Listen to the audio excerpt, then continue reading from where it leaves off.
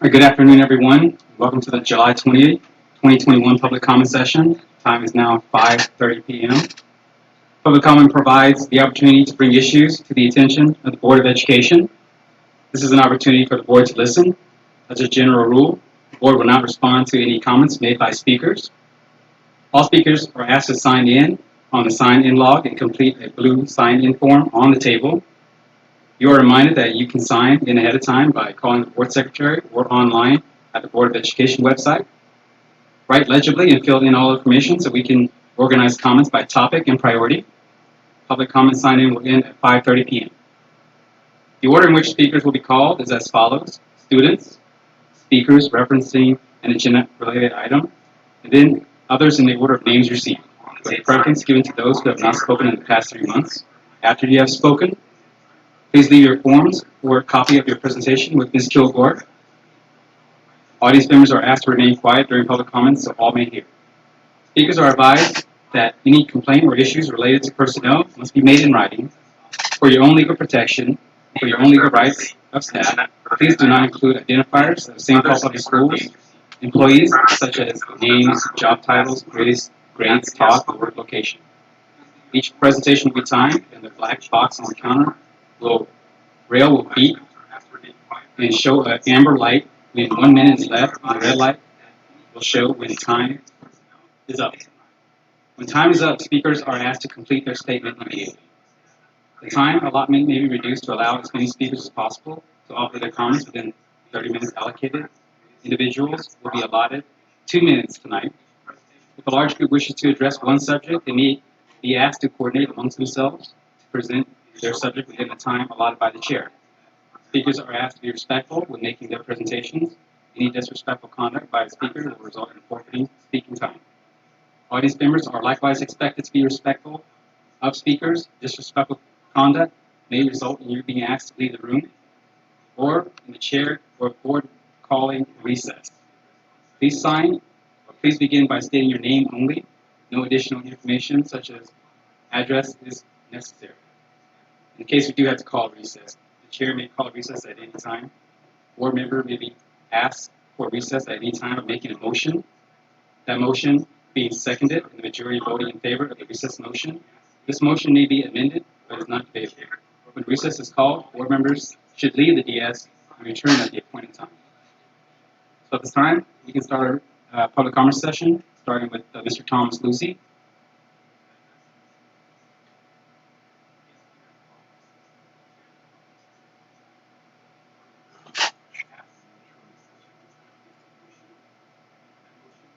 Thank you. My name is Thomas Lucy, and I'm a St. Paul employee and single parent. Congrats to the St. Paul class of 2033. The class of 2033 just finished what was for many their first year of school and did so in the face of numerous challenges. I would like to think that the worst challenges are behind the class of 2033, but I know that not to be true. In fact, by the year 2033, if we stay on our current climate path, this class will face even more food insecurity, extreme heat, intense storms, housing instability, and deteriorating health conditions. Sadly, we all know that the class of 2033 already know how weather can impact the school year and disrupt your relationships. The only positive to this bleak outlook for the class of 2033 is that it could still change. It could still be better. However, to make that outlook brighter, the class of 2033 needs the adults in their lives to demand historic change and movement towards climate justice. In keeping things local and immediate, the SPPS class of 2033 need their school districts to be leaders in addressing this impending climate catastrophe. Many solutions are out there, and it is up to us to show the class of 2033 we care by using those solutions. One current solution available is to embrace community solar gardens and SPPS facilities. SPPS could also take advantage of a recently passed Minnesota bill providing $16 million for solar in K-12 schools. In addition, all in this room and those listening elsewhere could sign the SPP Solar for School petition. In summary, what will the class of 2033 say as they finish high school in June of 2033? Will they say our parents, teachers, and elders did everything they could and acted quickly to give us a healthy future? Or will they say our parents, teachers, and elders were too slow, too cautious, and too busy to act, and now we have to suffer? None of us know the answer to that question, but each of us in this room and beyond have a voice to influence that outcome. I encourage all of us to make that voice heard. Because whatever we do, we must remember time is short, and the class of 2033 cannot wait for us any longer. Thank you.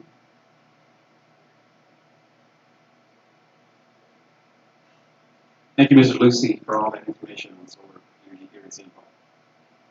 Next speaker is Aaron Kerr.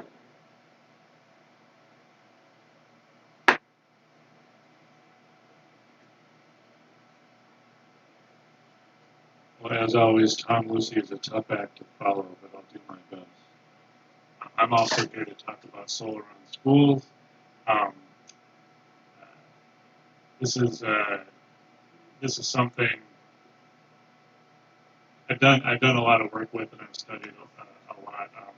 I'm with a group called St. Paul 350, and we've been working a lot on just doing everything that we can to change the climate issue that we're dealing with. And yeah, I could go into like a lot of different reasons why this is like a really, really good idea that we should be putting solar arrays on schools. There is obviously um, uh, there's an educational component to this, things that the students can learn. There's a big equity issue in this too. This is something that could save money for a lot of people, especially people in marginalized communities. There's an air quality issue too. A lot of the neighborhoods where we could put these solar panels up, um, the more electrification we do of the system, it's better. It's going to be less pollutants in the atmosphere. And a lot of these communities where these schools are, I don't think I need to tell you guys this. A lot of these schools, most of the kids, 90% are in poverty situations, and it's kind of worse that they have high energy bills and worse air to breathe. So, for all those reasons, plus just the fact that we need to act on You the begin to wrap climate it up, issue. Mr. Kerr? Sorry about that. Just need to act on the broader climate issue, and I encourage you to do whatever you can to put solar panels, solar arrays on schools. Thank you very much. Thank you, Mr. Kerr. With no one else signed up for public comment, that ends our public comment session for today, July 20th. At 6:05, regular meeting of the board will commence. Thank you.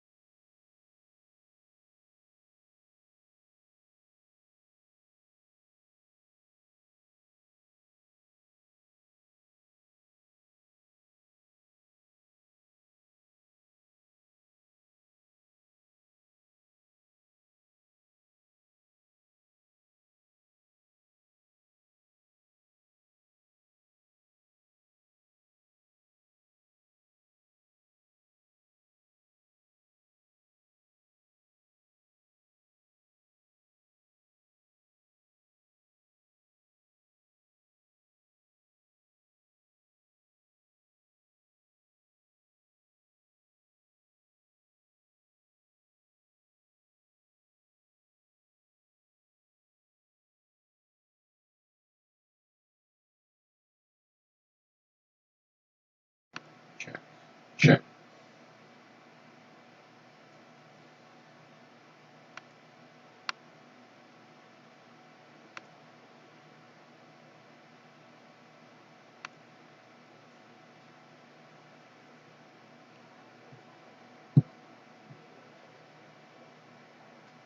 Check, check.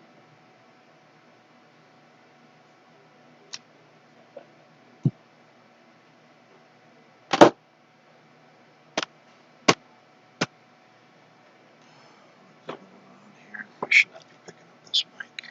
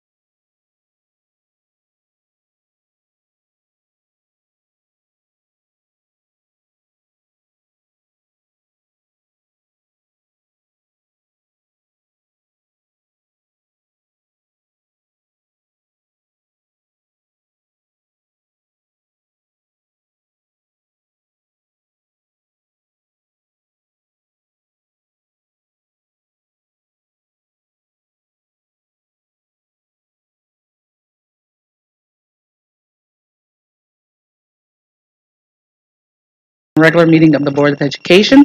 The time is now 6:05 p.m.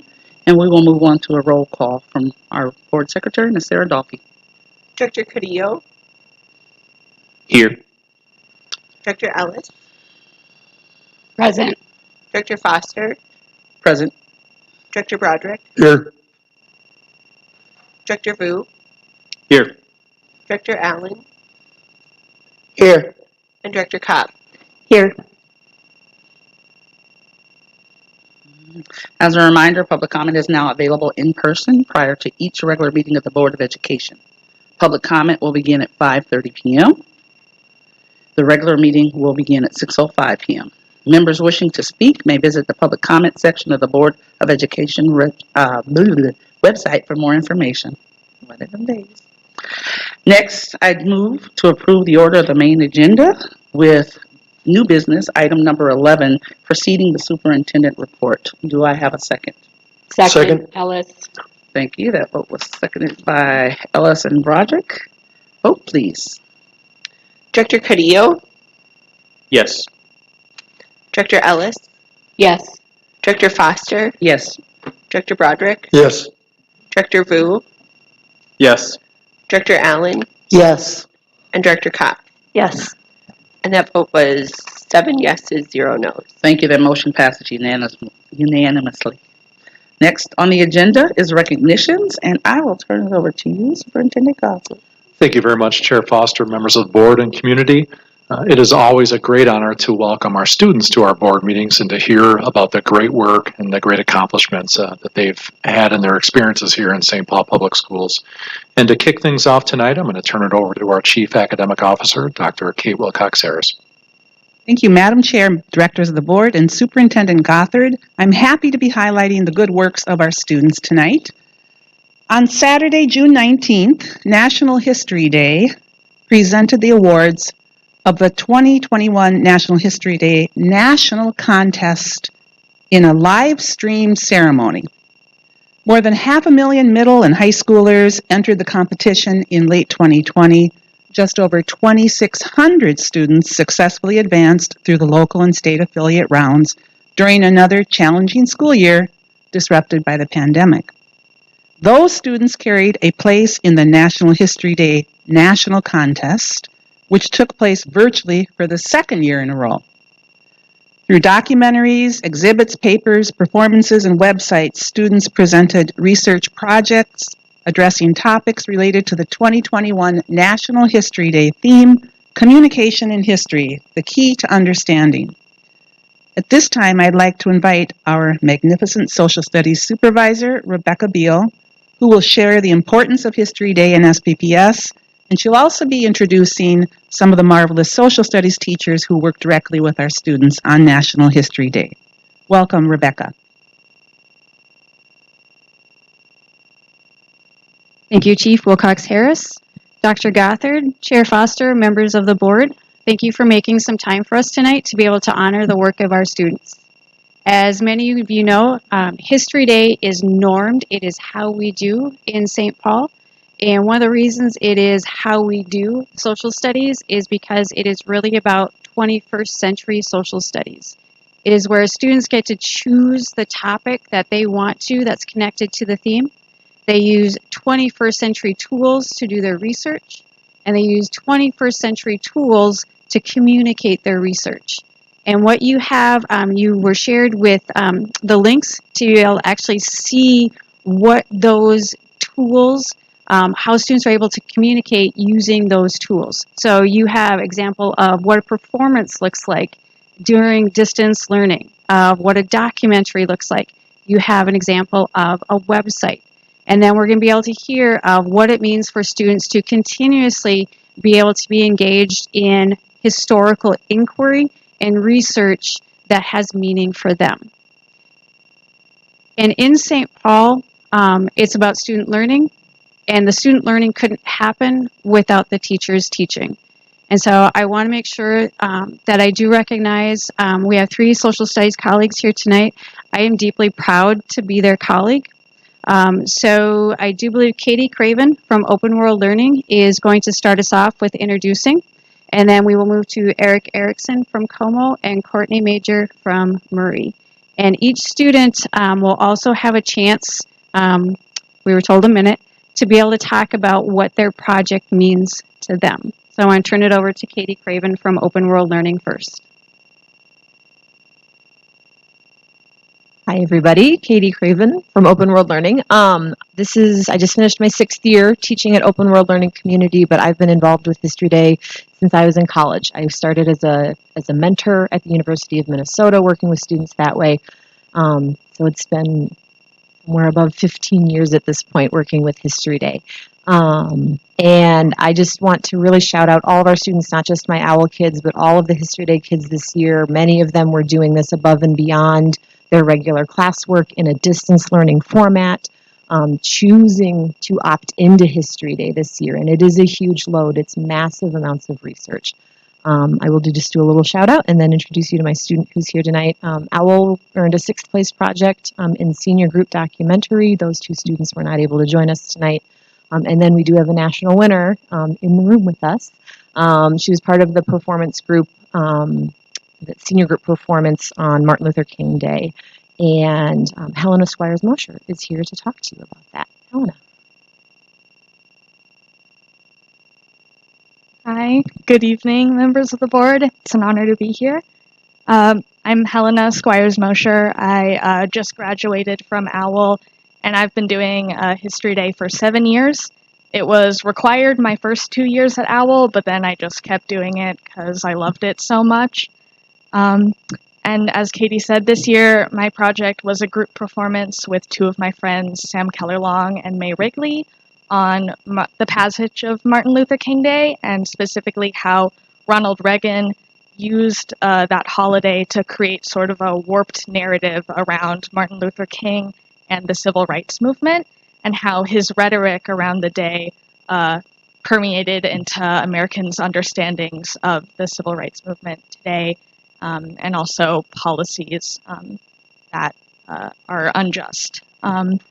And this project allowed us to confront how specifically the words we use have impact, and how they can be harmful and also be unintentionally communicated and kind of passed down. And one thing I really value about History Day is it allows you to kind of confront your own viewpoints and change your own beliefs.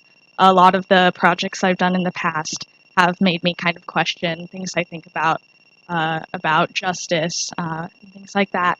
And I'm really grateful to how History Day has prepared me. I think I'm going into college, and I feel like I'm really prepared for the research and the writing and public speaking I'm going to do, because History Day has given me a lot of skills, and I've learned a lot from that.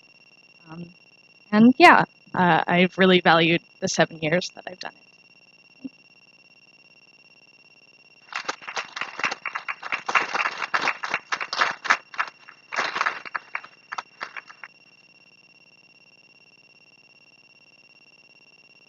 Madam Chair, School Board Director, Superintendent Gothard, it's my honor to introduce Como rising senior Taylor Fairbanks to you this evening. During her junior year last semester, Taylor began her History Day research by looking for a topic involving her heritage.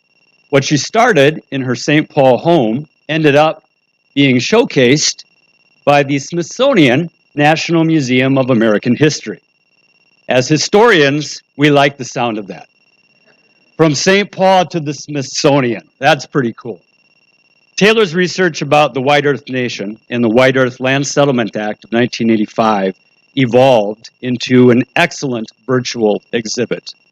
Taylor's project advanced through our school competition at Como, then regional, then state, and on to National History Day. From that elite group of national qualifiers, Taylor's exhibit was selected to be Minnesota's representative in the Smithsonian Learning Lab, which extended the reach of Taylor's work, informing and educating historians and the public about the White Earth Nation and Native American history.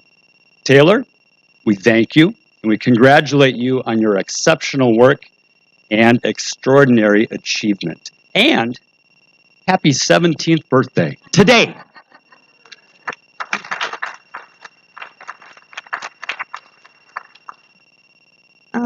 Hi, my name is Taylor Fairbanks. I can't express enough how honored and thankful I am. I can still feel the excitement and joy from the moment when my mom woke me up to tell me I made it to National History Day. I couldn't believe it at first. I thought I was daydreaming. I couldn't believe it because I had done it all by myself. Of course, I had support, but that was later in my History Day journey. During the earlier stages of the competition, I was determined to keep moving forward. I wanted to prove to myself that I could do anything I set my mind to, and I did just that. My drive and energy allowed me to take second place at state and qualify for nationals. It also gave me the opportunity to showcase my work in the Smithsonian National Museum of American History. All these amazing things led to something even more special. The skirt that I'm wearing right now was gifted to me by Indian Education. This skirt is special because it tells my story. I decided to research the White Earth Land Settlement Act of WELSA of 1985 because it connects to me personally. I'm from White Earth Reservation, and my tribe is Anishinaabe. I also chose my topic because it's a piece of Native American history that's untold. I'm so grateful to have been able to represent St. Paul and Minnesota. It's been my goal since 6th grade, and I can finally say I made it. I want to give a special shout out to my family and friends who've supported me through all this. I also want to give a huge thank you to my teachers who have helped me through this process. This experience will always have a special place in my heart. Thank you.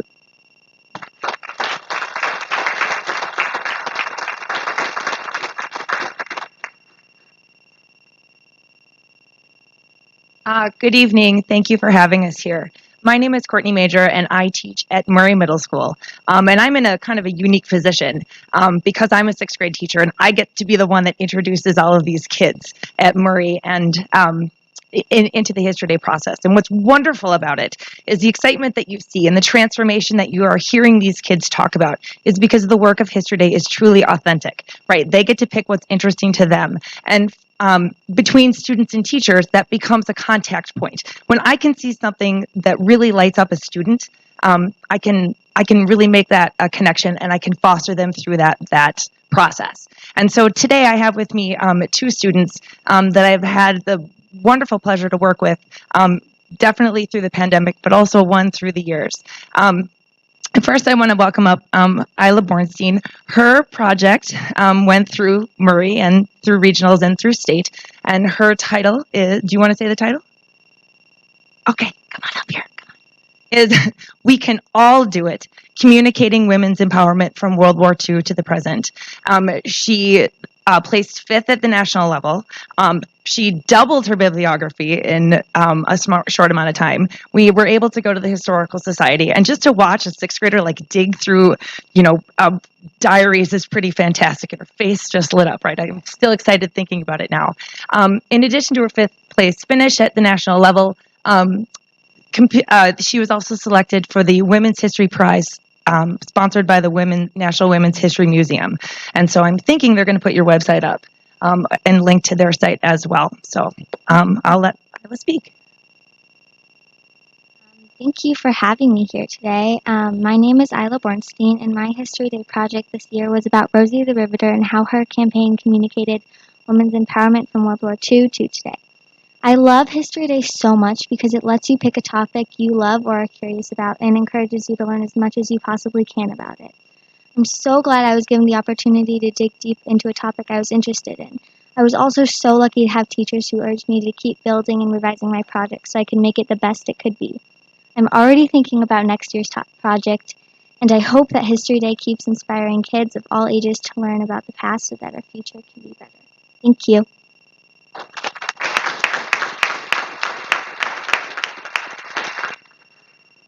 All right, Sam. This is a familiar face. Samuel, there you go. Skinner and I have sort of been collaborating with each other over the last year and a half. I had him as a 6th grader at Murray. Poor kid can't get rid of me, and so I'm going to turn the floor over to him because he's a better speaker than I. Good afternoon. This year, I was not affiliated with the competitive side of National History Day, but I've been involved in the program since I was in 6th grade, so that would make 6 years now. I was involved in the Sacrifice for Freedom World War II in the Pacific Institute. And I researched a gentleman who went to Murray High School way back before World War II. His name was Arthur Engelbretson Jr. He was a signalman in the U.S. Navy, and he was killed in action during World War II. And this program gave us the resources to document his life and to publish what we had found. And we worked alongside groups from across the nation. And what I would encourage more than anything is for other St. Paul educators to look into this program and to see if they can find a student who can participate in it, because it was too meaningful, too impactful to just be one and done. So I encourage any educators watching to look into it.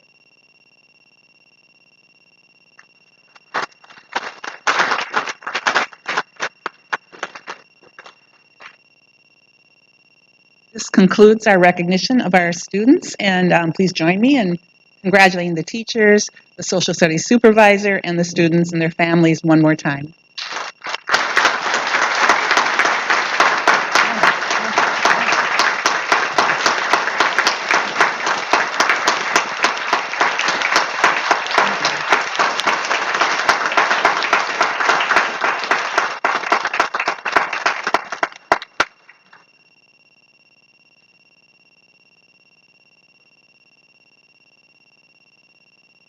Well, after that, it's a wrap.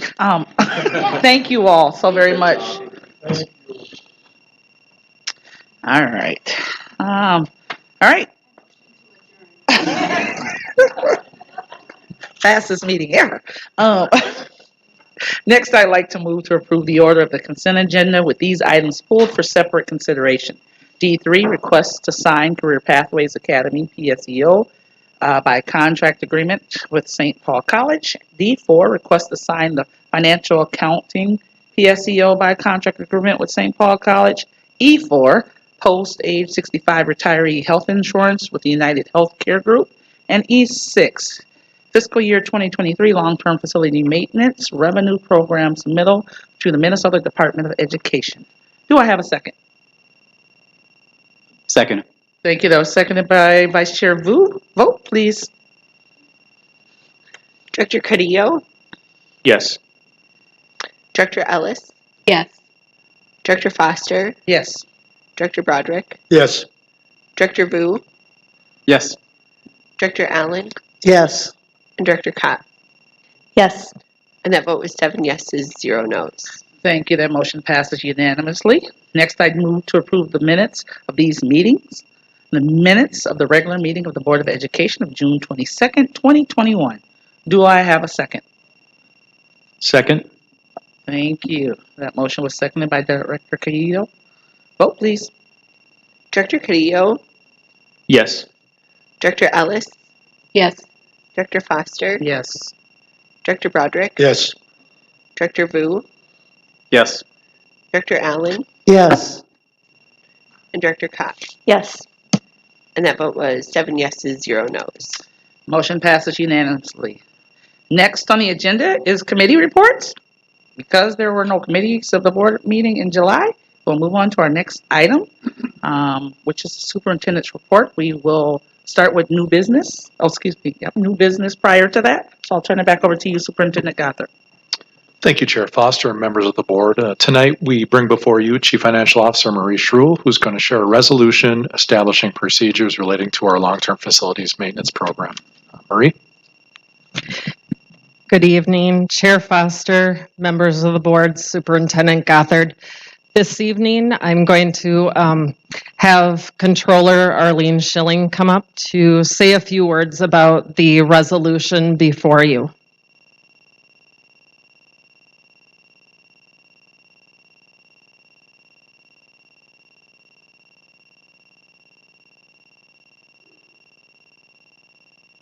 Good evening, members of the board, Superintendent Gothard. Before you tonight is a resolution which is a little bit different than what we've had in the past. This year, with your LTFM application that you will be addressing later in the meeting, there is funding which will be, there will be funding application with it, which is for bonding. And in order to put forth our application before the Commissioner of Education, we have to have an intent to sell bonds. So the resolution you have before you is an intent to, in the future, sell long-term facility maintenance and health and safety bonds. This resolution does not commit you today to sell bonds at the future date. At a future date, we will come before you with an actual proposal for an actual bond sale. So before you tonight is a resolution saying at this time your intention is to eventually sell bonds, but there is not a dollar amount attached to this.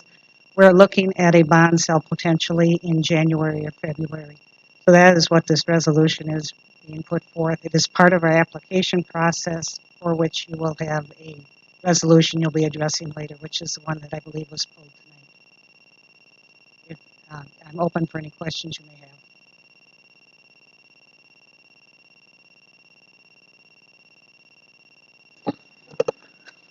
Open the floor for questions for board members. I did have a question. This is a 10-year plan, and we are coming to the conclusion of the previous 10-year plan, correct?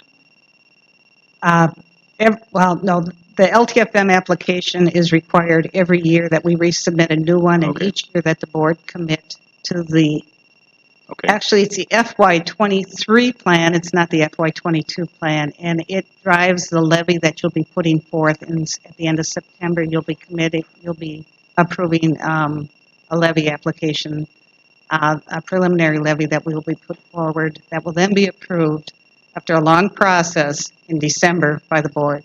So it's a first step. It's the first step in the process for the FY23 long-term facilities maintenance and health and safety program.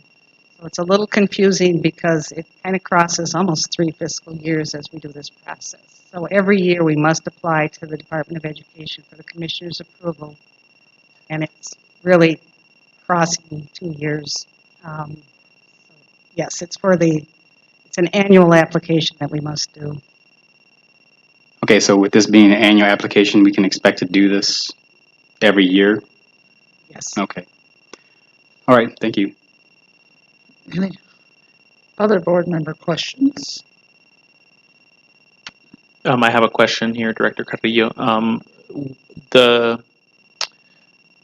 The request is an intent to sell, and you said that was the commissioner's request was for you guys to have that in the LTFM application, correct?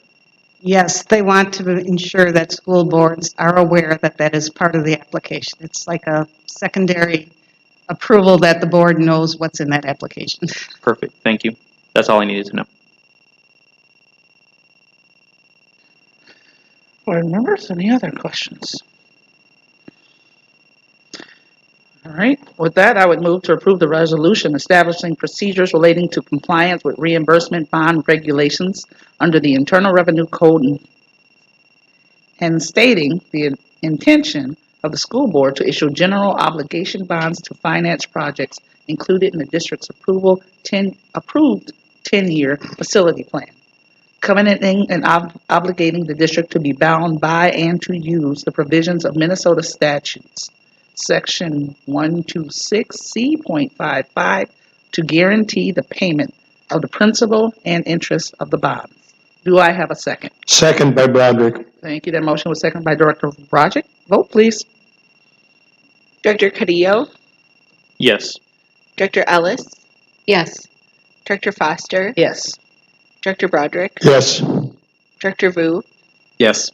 Director Allen, Yes. and Director Kopp. Yes. And that vote was 7 yeses, 0 nos. That vote passes unanimously. Next, we'll move on to the superintendent's report. I will turn it over to you again, Superintendent Gothard, to introduce tonight's report. Thank you, Chair Foster and members of the board. Before I begin our first report tonight, I just want to make a couple brief announcements. The first is we are receiving a lot of feedback and a lot of perspectives on COVID-19 as it relates to the opening of our school year, especially pertaining to mask wearing. We're gathering information. We're watching this closely. There are changes almost daily right now in terms of what people might be predicting for the future. And it's important that our community board, and you know this, that we follow the guidelines from the CDC, from the state of Minnesota, the Departments of Health and Education, and our local partner, St. Paul Ramsey County Public Health. So we will wait and see a little bit if any of their guidelines are going to change as it relates to what we're going to communicate to our community to begin the school year.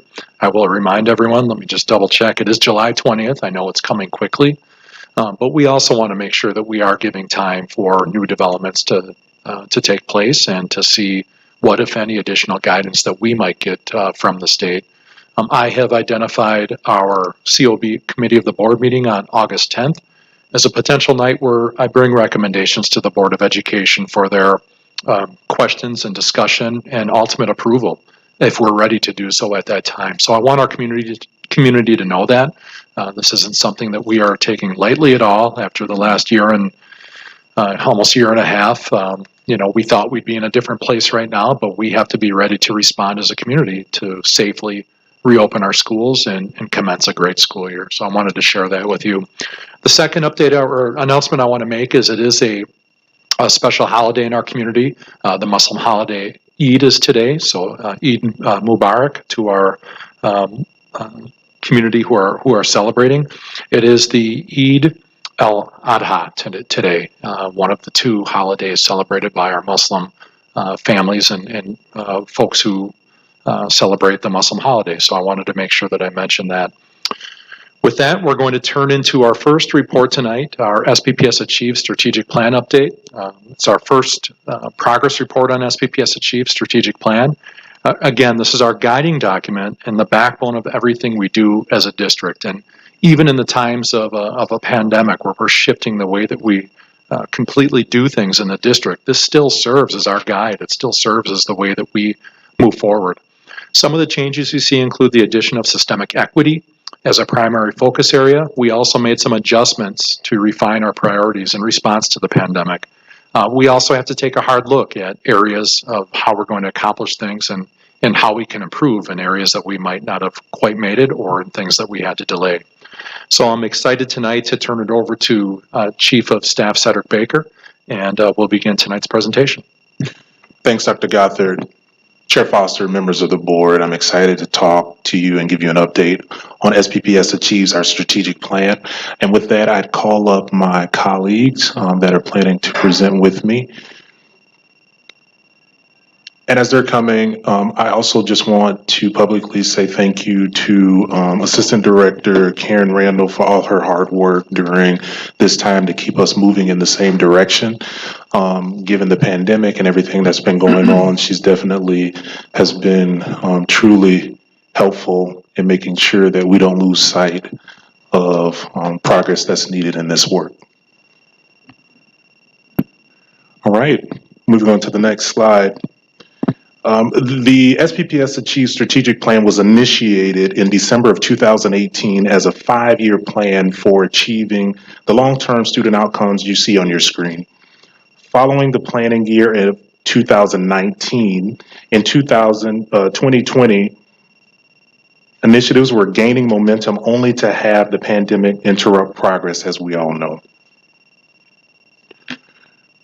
The impact of the pandemic on implementation of our strategic plan included, but of course not limited to, the strategic planning and initiative resources needed to be redirected to pandemic and distance learning support. Some of those examples include the strategic planning office pivoting to coordinate planning for distance learning and then returning to school support. The Office of Family Engagement focused on support for families struggling with distance learning rather than training departments and engagement strategies. And the Finance Office managing millions of dollars of new federal funding at the same time as leading the initiative to implement priority-based budgeting. The priority for schools and classrooms was for direct support for students and families in challenging situations rather than innovation.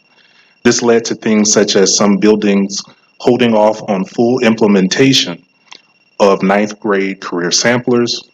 Data collection for initiative performance indicators was also interrupted. For example, the 2020 MCA tests were canceled. These circumstances resulted in scaling back on some initiatives, while the importance of others became clearer during the pandemic. In particular, the commitment to social emotional learning has been significantly accelerated. As you see our focus areas listed on the screen, in January of 2021, we brought you a revised version of the strategic plan that recognizes these challenges. We also added the work underway on systemic equity as a focus area that you will hear more about in this presentation. Our revised plan includes 6 objectives and 11 initiatives. Tonight, you will hear from some of the initiatives celebrating accomplishments and noting a challenge that was addressed. Reports on all of the initiatives are posted on the newly updated strategic plan website that you can and the public can go to at this time. I am proud that even with the many obstacles created by the pandemic, we have continued to hold to the promise of our strategic plan, giving our direction from Superintendent Gothard and going through this pandemic. We wanted to ensure that we did not lose sight of the progress needed in trying to obtain those long-term student outcomes. I would now like to turn it over to Assistant Director Myla Pope for the Office of Equity for our next session.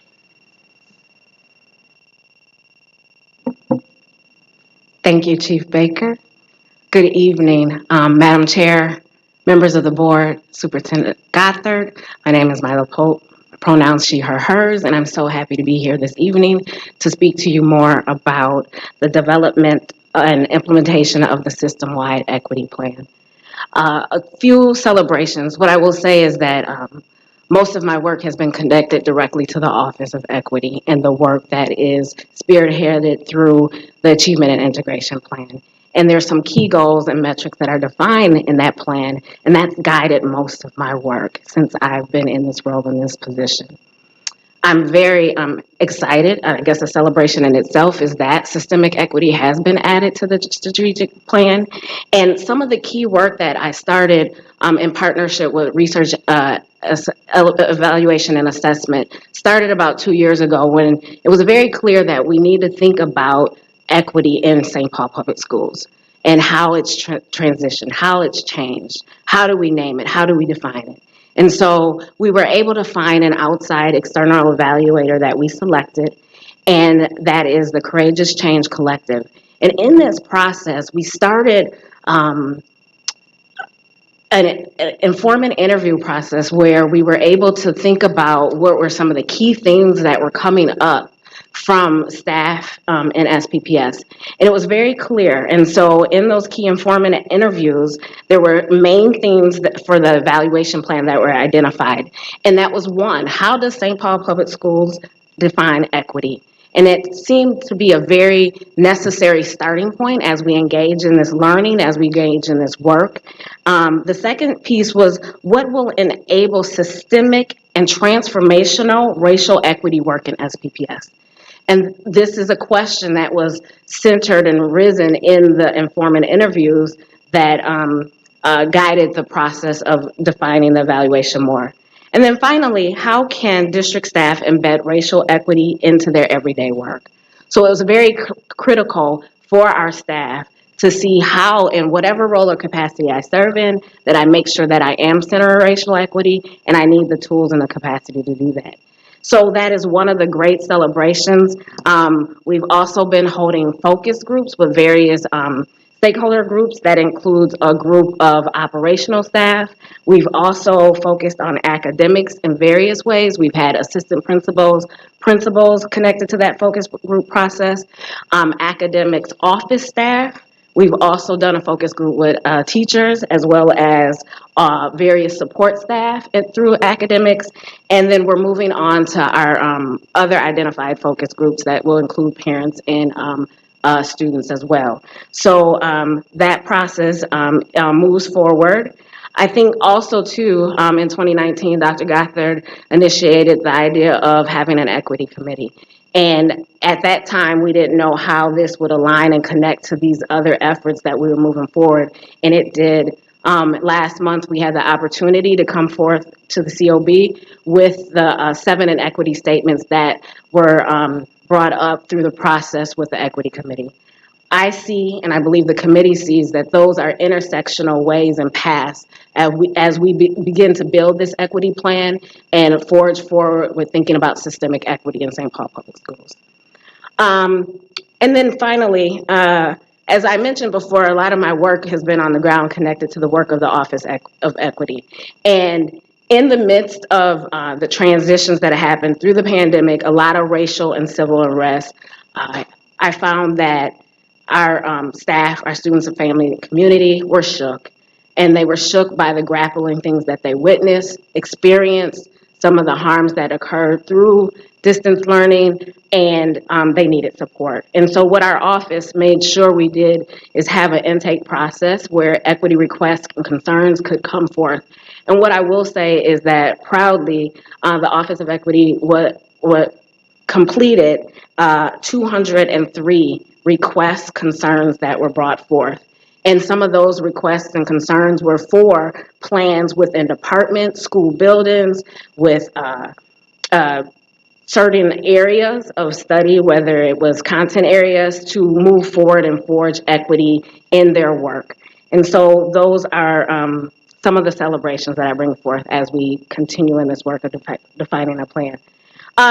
Challenge and resolutions, I would say managing shifting priorities constantly. There's just a shift as I think about my work and my connection to the Office of Equity, and then how do we move forward at a systems level.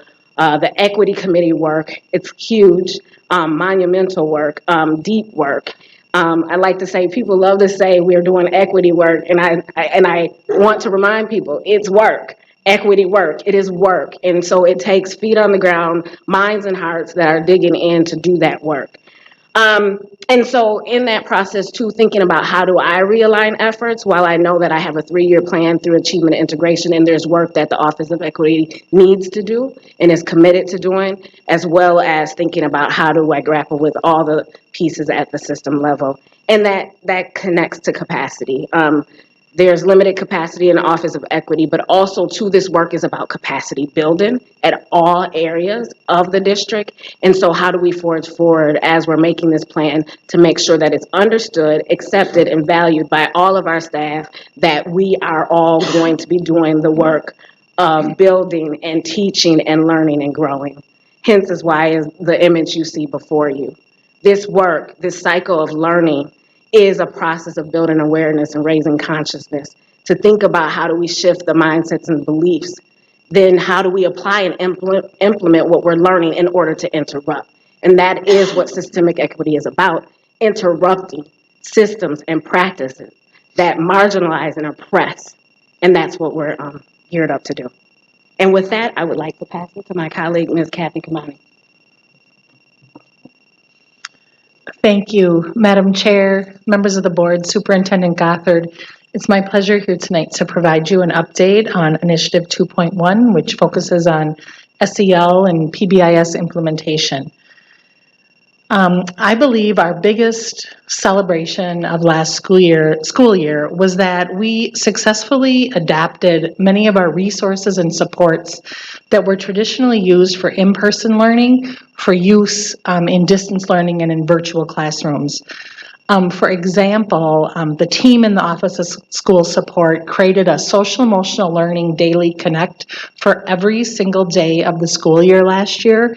And that was created and posted for educators to access and deliver for during asynchronous, synchronous, or eventually for in-person learning.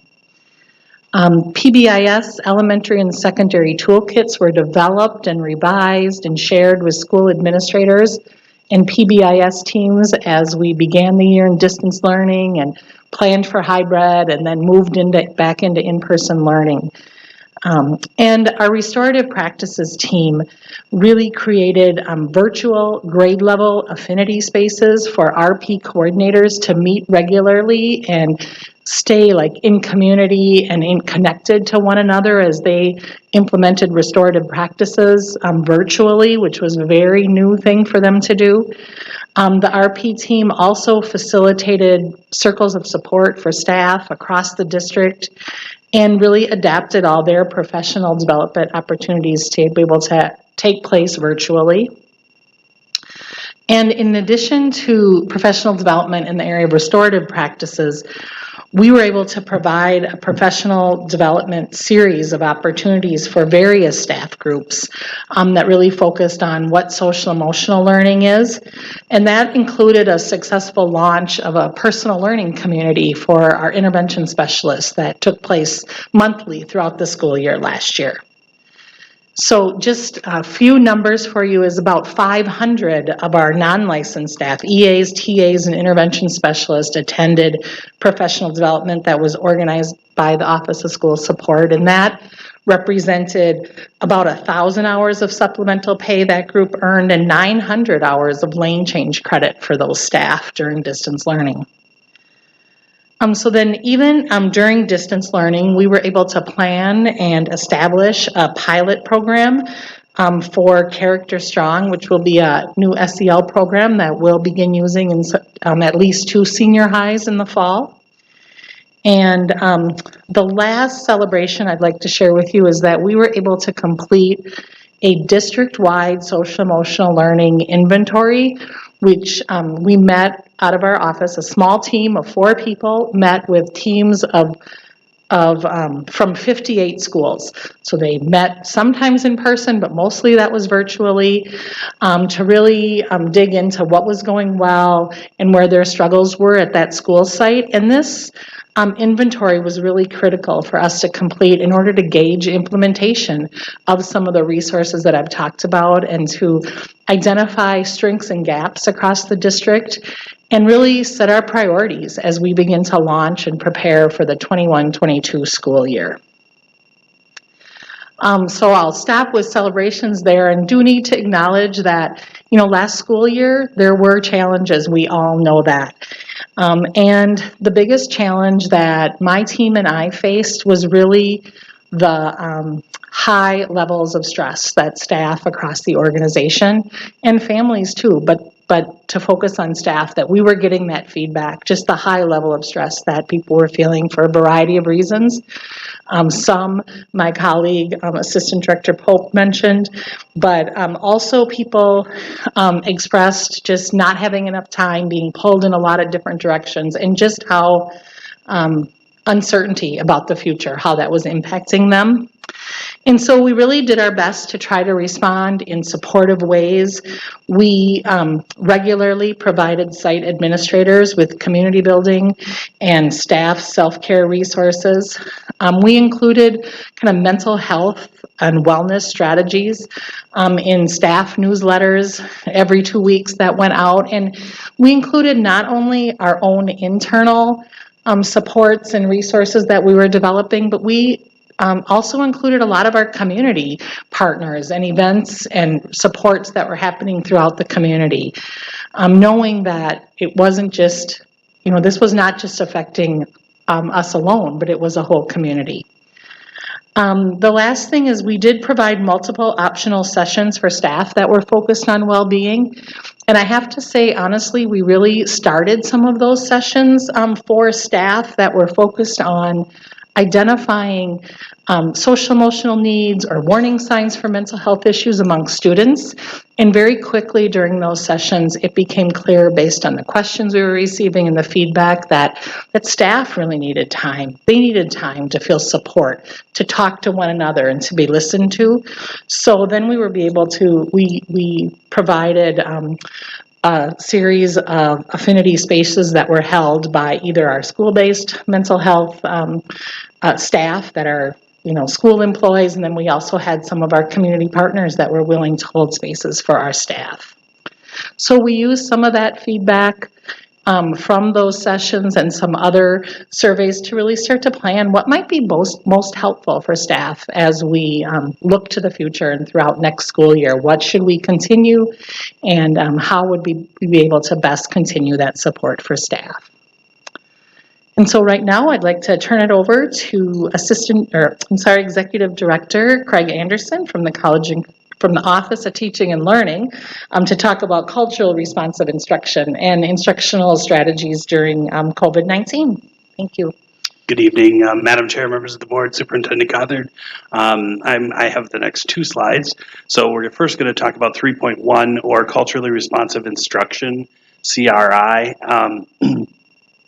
The research base from Gloria Ladson Billings and the idea of the 4 R's, or relationships and rigor and realness, and I'm never going to remember the 4th R because that's the way that it works. But the text that we chose to dig into our instructional practices across St. Paul Public Schools is Culturally Responsive Teaching in the Brain by Zaretta Hammond, and she leans on all of those researchers and the best practices, and then adds a layer of information processing and brain research to bring us to this kind of physiological way that all people learn, and then taking that to a new level where people also consider the environments in which people come from, where we're from, who we are as humans, and what our lived experience is. And so when you blend those two things, we strive for culturally responsive instruction.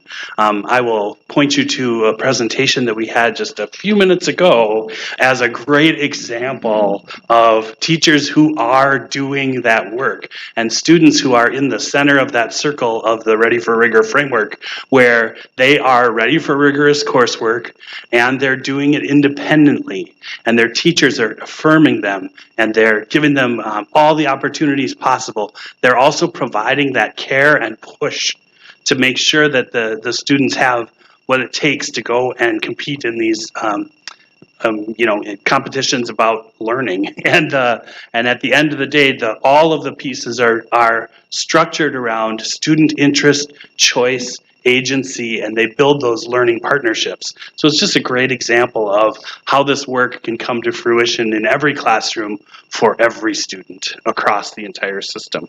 You got to start somewhere. And this year, during the pandemic, we started with figuring out where folks were. And so we did a comprehensive needs assessment around the implementation of the book study. And we're asking every site to engage in using this text. And we've purchased a text for every licensed staff member. And then we even purchased a digital text for every staff member that they can access anywhere. And we developed a group of about 15 cross-departmental leaders, developed a book study resource guide filled with information in what we're calling a kind of a repository of pieces that leaders can pull then to implement this back in their schools. And so we asked them how far they are along in implementing the book study. And it's okay if you're right at the beginning and it's all about just looking at readiness. Or there are some sites that are fully implemented and ready to go, and sites everywhere in between. And then it becomes our job to differentiate and make sure that that happens. So I'm trying to model what we expect in the classroom. So that assessment is done for this year.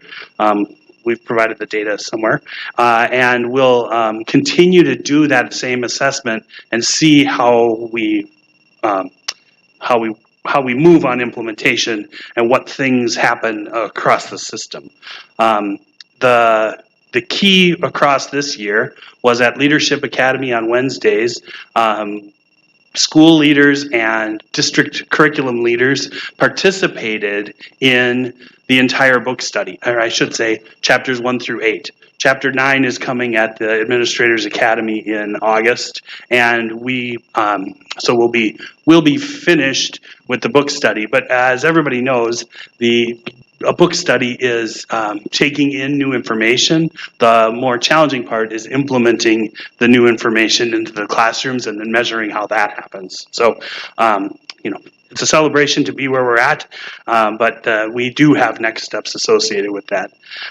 There also was a group of academics leaders and equity leaders that I got to be a part of, and there was 13 of us that attended really intense anti-racist educator institute taught by Tracy A. Benson, and his text is the Unconscious Bias in Schools text, and we spent a week building our plans for individual anti-racism in the St. Paul Public Schools, and we will have 6 hours of follow-up mentoring, coaching, ensuring that the practices are the plans that we made get implemented. And so I'm really excited about those continued 6 hours, and it was an excellent series that the 13 of us got to experience. Then we also created pre-K through 12 lesson repository that is integrating the culturally responsive instruction and unifying the way we talk about learning in the St. Paul Public Schools. In the past, we had, GNOG, you maybe have heard of that, as a way to talk about middle school and high school lessons. We had the 5 E's for the science department and exploring and engineering, and then they were all connected to E's. But they all talked about information processing, but in a different way. And so we unified that, and we went with what Zaretta Hammond suggests in the Ignite, Chunk, Chew, and Review.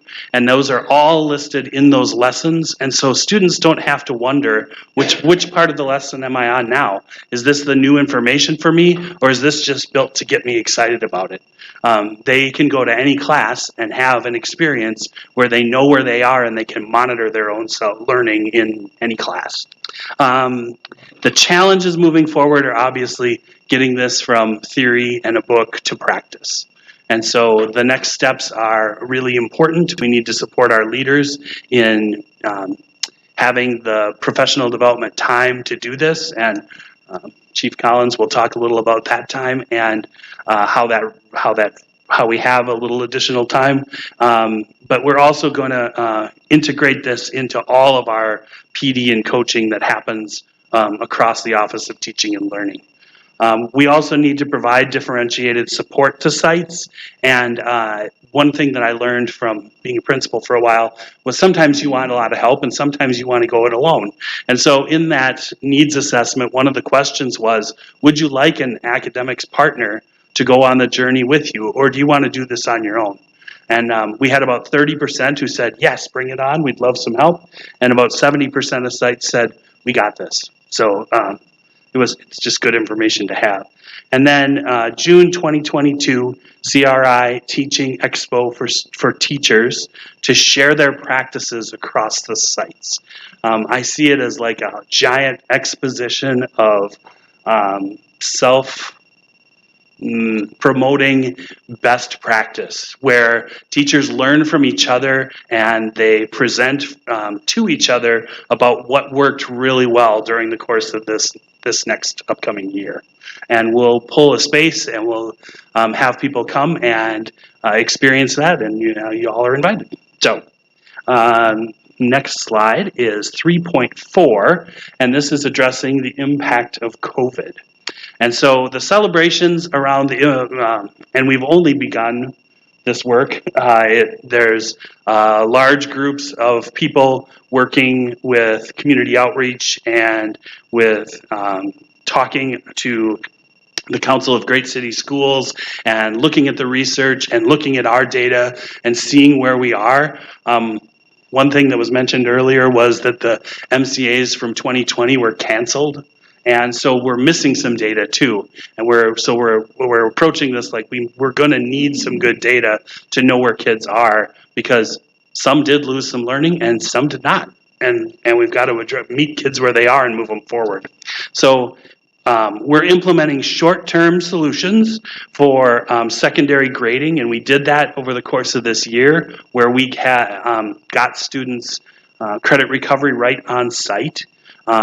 They worked with their communities and did scheduling and got things right for kids, so that we ended up limiting the impact of COVID on graduation rates and making sure that kids got through the pandemic year and were able to be successful. ready for elementary math and reading accelerated learning. And so the key piece there is that we have a plan to accelerate Tier 1 instruction. So all of the practices that are known to be effective in every classroom, and we want to work to focus on K2 for literacy and 3-5 for math, and get the full Tier 1 program up and running. The method to do that is extra teachers. And there are a whole crew of 66 WIN teachers, or What I Need Now teachers, coming to the K through 2 classrooms to provide extra small group instruction to get kids ready for and in reading well by 3rd grade. And that's one of our overarching goals, always from the World's Best Workforce Report. We're going to also establish the job embedded professional development, which is time for teachers to study student work and student data during the school day. While the teachers are studying the student work during the school day, the children are having well-rounded instructional experiences. So at a school that had maybe just art and science in the past, the job embedded professional development teacher might be music. So now a child gets arts, music, and PE through this process. And then the teacher gets time during their workday to study how the kids are doing and make plans for helping them to do better. Creating common instructional design and blended learning guidelines. I talked a little about the instructional design, but the blended learning guidelines are leveraging our experience with everybody knowing how to use Schoology and Seesaw. And we want to put in place commonalities across classrooms so that when kids go into Schoology, they don't have to second guess what's going to happen or what folder the assignment is in or how to find their learning. They don't waste any time on that because we've designed it to be common across all of the classrooms. And a challenge with that would be implementation. So we're going to work really hard. We have a lot of ARP and ESSER funding that is designed to directly meet these needs. And there's a lot of fast research coming out about how to do that without creating this funding cliff. And a lot of that is investing in the adults in our system and investing in professional learning and investing in making sure our strategies are everywhere. And so it will be a challenge to engage all the stakeholders at a large scale and come to some sort of consensus for a plan, because it's a large community and everybody has ideas and opinions. And so we're going to take as much input as we can and lean on research and build a program that meets the needs of St. Paul kids first and foremost. And then finally, creation and implementation of accountability through our Office of Innovation, because all these dollars are going to have tails and they're going to want to know what our effect was. And so we're going to measure pre-assessment, during assessment, and post-assessment to make sure that we are using the dollars wisely and getting the effect that we want, which is recovering from the effects of COVID. Thank you.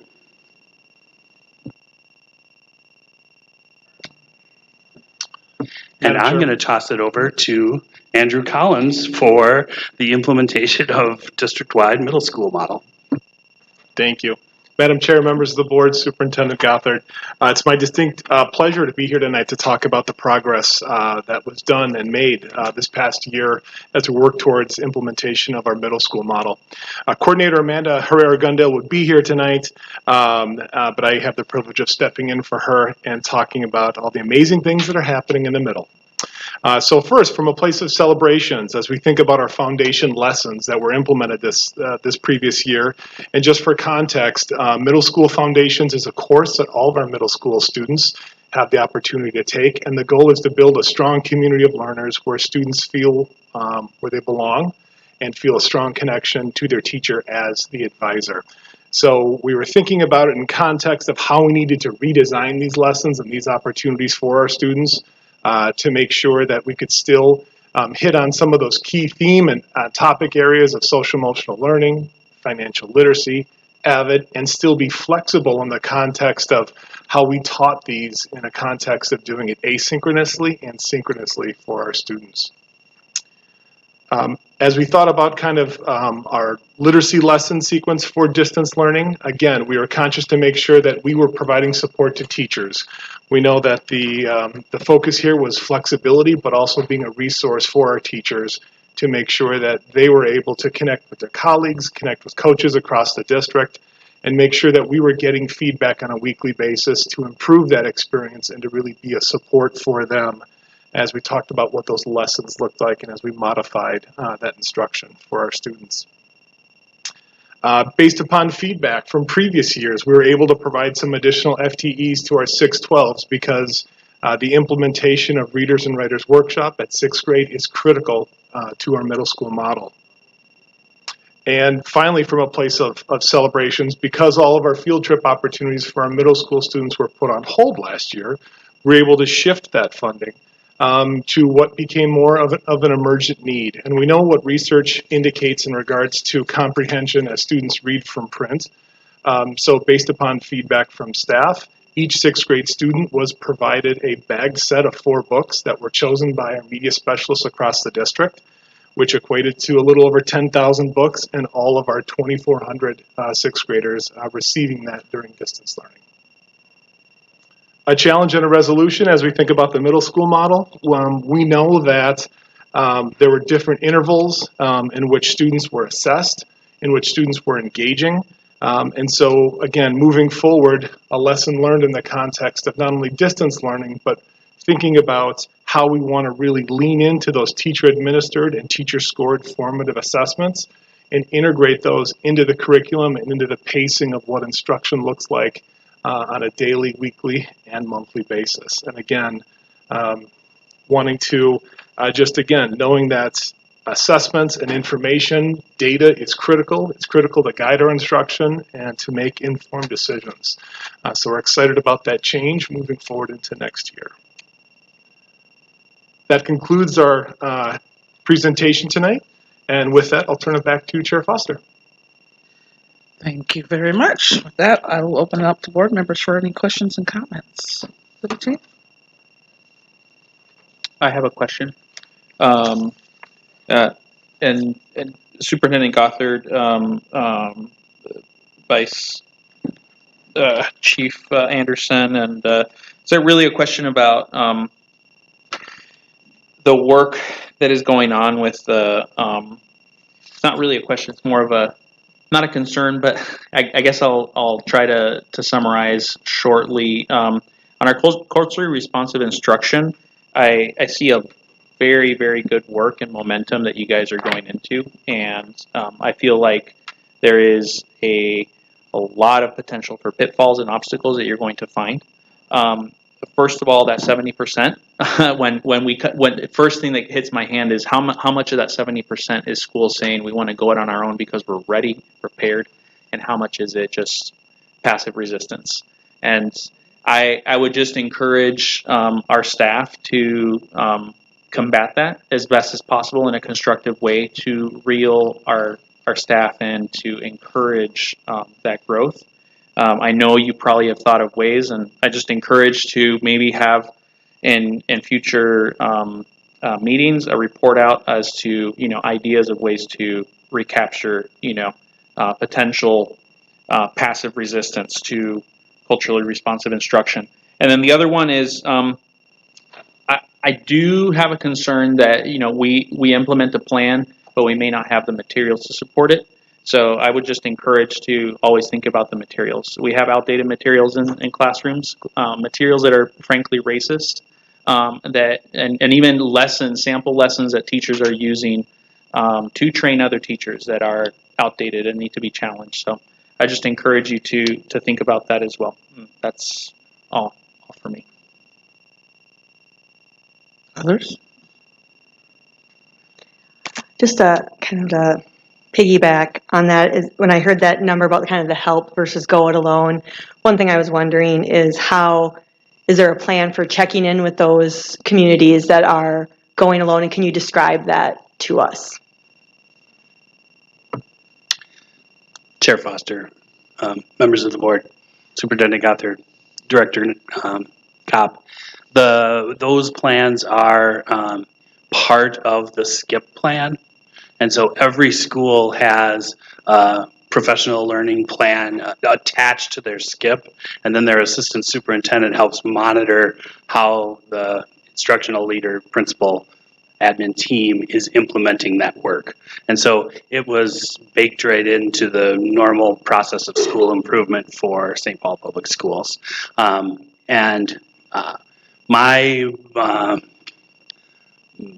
belief is that having quote unquote taught the lessons to all of the administrators, we have believers, and our administrators are all in on wanting to have the best culturally responsive spaces for our students. It's a true belief.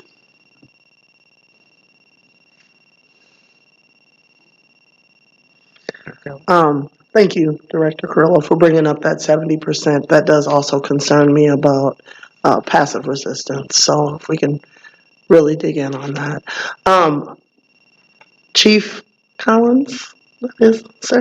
I really appreciate the middle school model and foundations and all of the pieces that you're trying to hit, but I just want to say that this is a great opportunity to start to bring out some of the career pathway ideas and start to give the students something to really think about in their future and guide them in.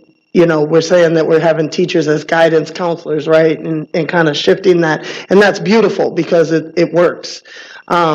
But we need to also open it up and say, hey, here's some schools that have opportunities, and here are the opportunities that you can have beyond just Avid really directing them directly towards a four-year institution in that space.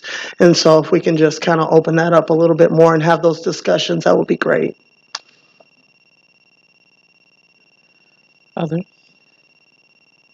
So I had a question as well.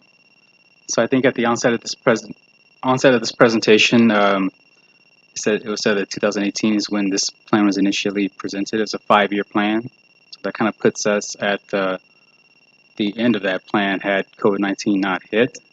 And I think as Chief Baker mentioned that COVID-19 has presented significant delays in how this program moves forward. And I'm just curious as to understanding exactly how delayed the plan is at this point. Thanks. Through the chair, Vice Chair Vu, you are correct. So we are delayed at this point for the reason that I said earlier around COVID-19. And as I said earlier, too, around just not having certain data that the plan was kind of founded on. So MCA scores, things of that nature. So what we have been doing, and I really appreciate again, Assistant Director Randall for helping us kind of coordinate, how do we look at this plan now? What data do we need to show progress? So the long-term student outcomes are still the long-term student outcomes. They have not changed. We are just having to look at, based on the need now, on what's important for us and how do we implement it in a way given our changing kind of environment. So the plan, the timeline, we are pushing out a little bit longer based on what has happened with COVID to give us time for these changes in implementation. I think that it is fair to say that COVID was a landmine for us in this plan, and so based on that time frame that we had, we're extending the time frame to coincide with the changes that we feel like we need to make so we can actually effectively show implementation of these changes. We've added certain things to the strategic plan now, and we want to be able to give enough time to show those changes. Hopefully that answers your question. So we still need time to gather data, and we still need time to find out how effective some of the things we're implementing are right now? Through the chair, good question. So what we are hearing, and I will also allow others to speak to this, but what we're hearing from our ARP conversations is that a lot of our stakeholder groups don't want us to go back and dig in a lot. They want us to be kind of forward facing, forward looking. What do our kids need now? What our students need now, and how do we support them in that, instead of trying to dig into the data to see how much learning loss happened. What we're hearing is that hasn't really been extremely effective, and so we're trying to not necessarily go back in the past and see how much and how long, but really trying to do kind of a current assessment and then move forward with the support that's needed. Dr. Gothard, I don't know if you wanted to add anything, but right now that's the plan. Okay. Thank you for explaining that, Chief Baker. So the revised focused areas on slide 4, that was just sort of presented to me as revised, but I'm just curious, how did we come to the understanding that these are the focus areas, and these are the focus areas that we're going to move forward with? How exactly did we come to that understanding? Vice Chair Vu, members of the board, the 6 focus areas, the only addition is systemic equity. The 5 were the original that were approved by the board at the onset of the strategic plan. As Assistant Director Polk discussed, systemic equity. I mean, so 2 observations I'll make tonight. The first is that, it would be wonderful if we could create a plan, and inherent in that plan is the work of systemic equity.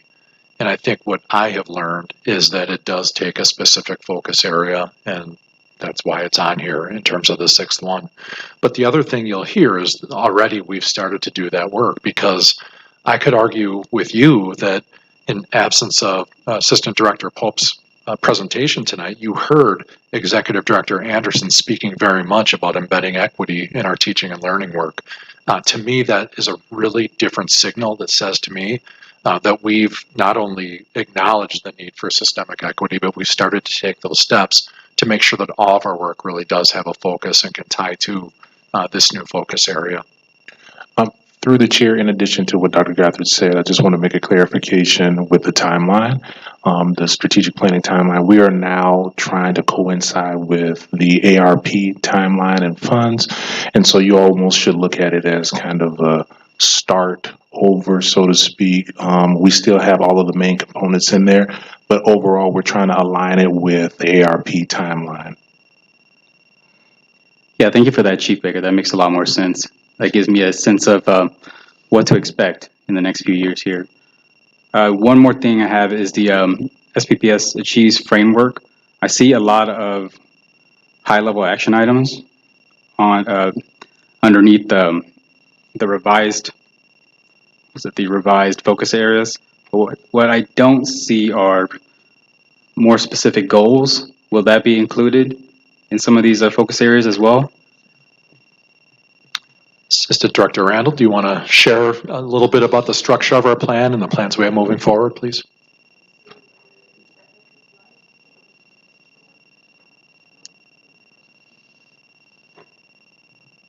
Now I am. Thank you. So each one of these initiatives has a report posted online right now that you can look up to see the details of some of the things that you're talking about, both what has been accomplished in the past year and what people are projecting forward for next year. But we also have action plans that each team puts together, and we're working on a new framework that includes each one having a logic model that will be driving what are the inputs and outputs and the long-term outcomes. And we will use that to help drive all of the monitoring and reporting in future years for you. I think it's also fair, members of the board, not all of you were here at the very start of SPPS Achieves, and what you're looking at on slide, is it 5? On slide 5, the purple and green boxes, in addition to the long-term student outcomes, that was the foundation, that was the blueprint that the board approved at the very start of the plan. Then the task was for us to go out and create the detailed plans that Assistant Director Randall just went over. And we've continued to make changes to those, obviously, with COVID and with what we just shared with you about ARP and those opportunities. Those are the parts of the plan that will change and be modified to make sure that they're hitting the mark for our students. But the purple and the green objectives and the focus areas and the long-term student outcomes will stay the same. The only addition at this time that was board approved is systemic equity, as I said. I'm going to also note that posted on the website, and I believe shared directly today with you all, was a 4-year summary report for each one of the focus areas that said for each of the past 3 years, here's sort of key highlights, and then what is projected for next year. Director Rogers, Director Rogers?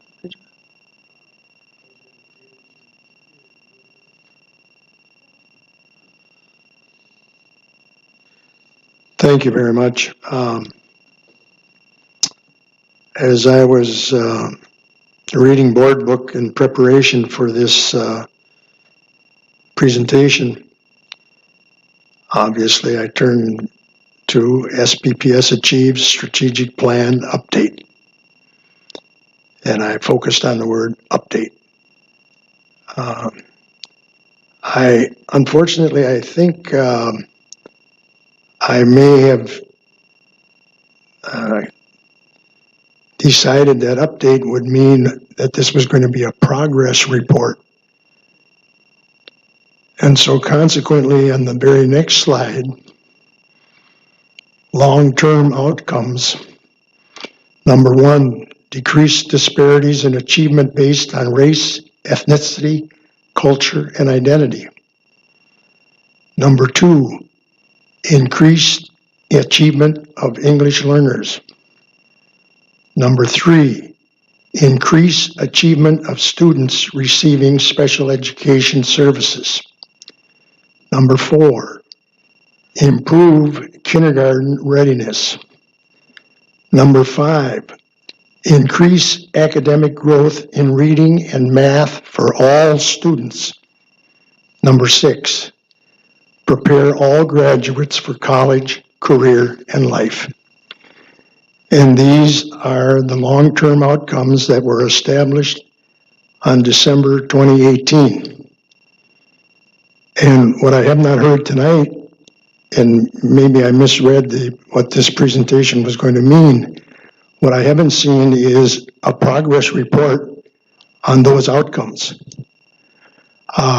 Recently, we spent some time talking with the Council of Great City Schools, and they talked about the fact that school boards get many times reports on inputs and outputs and work being done.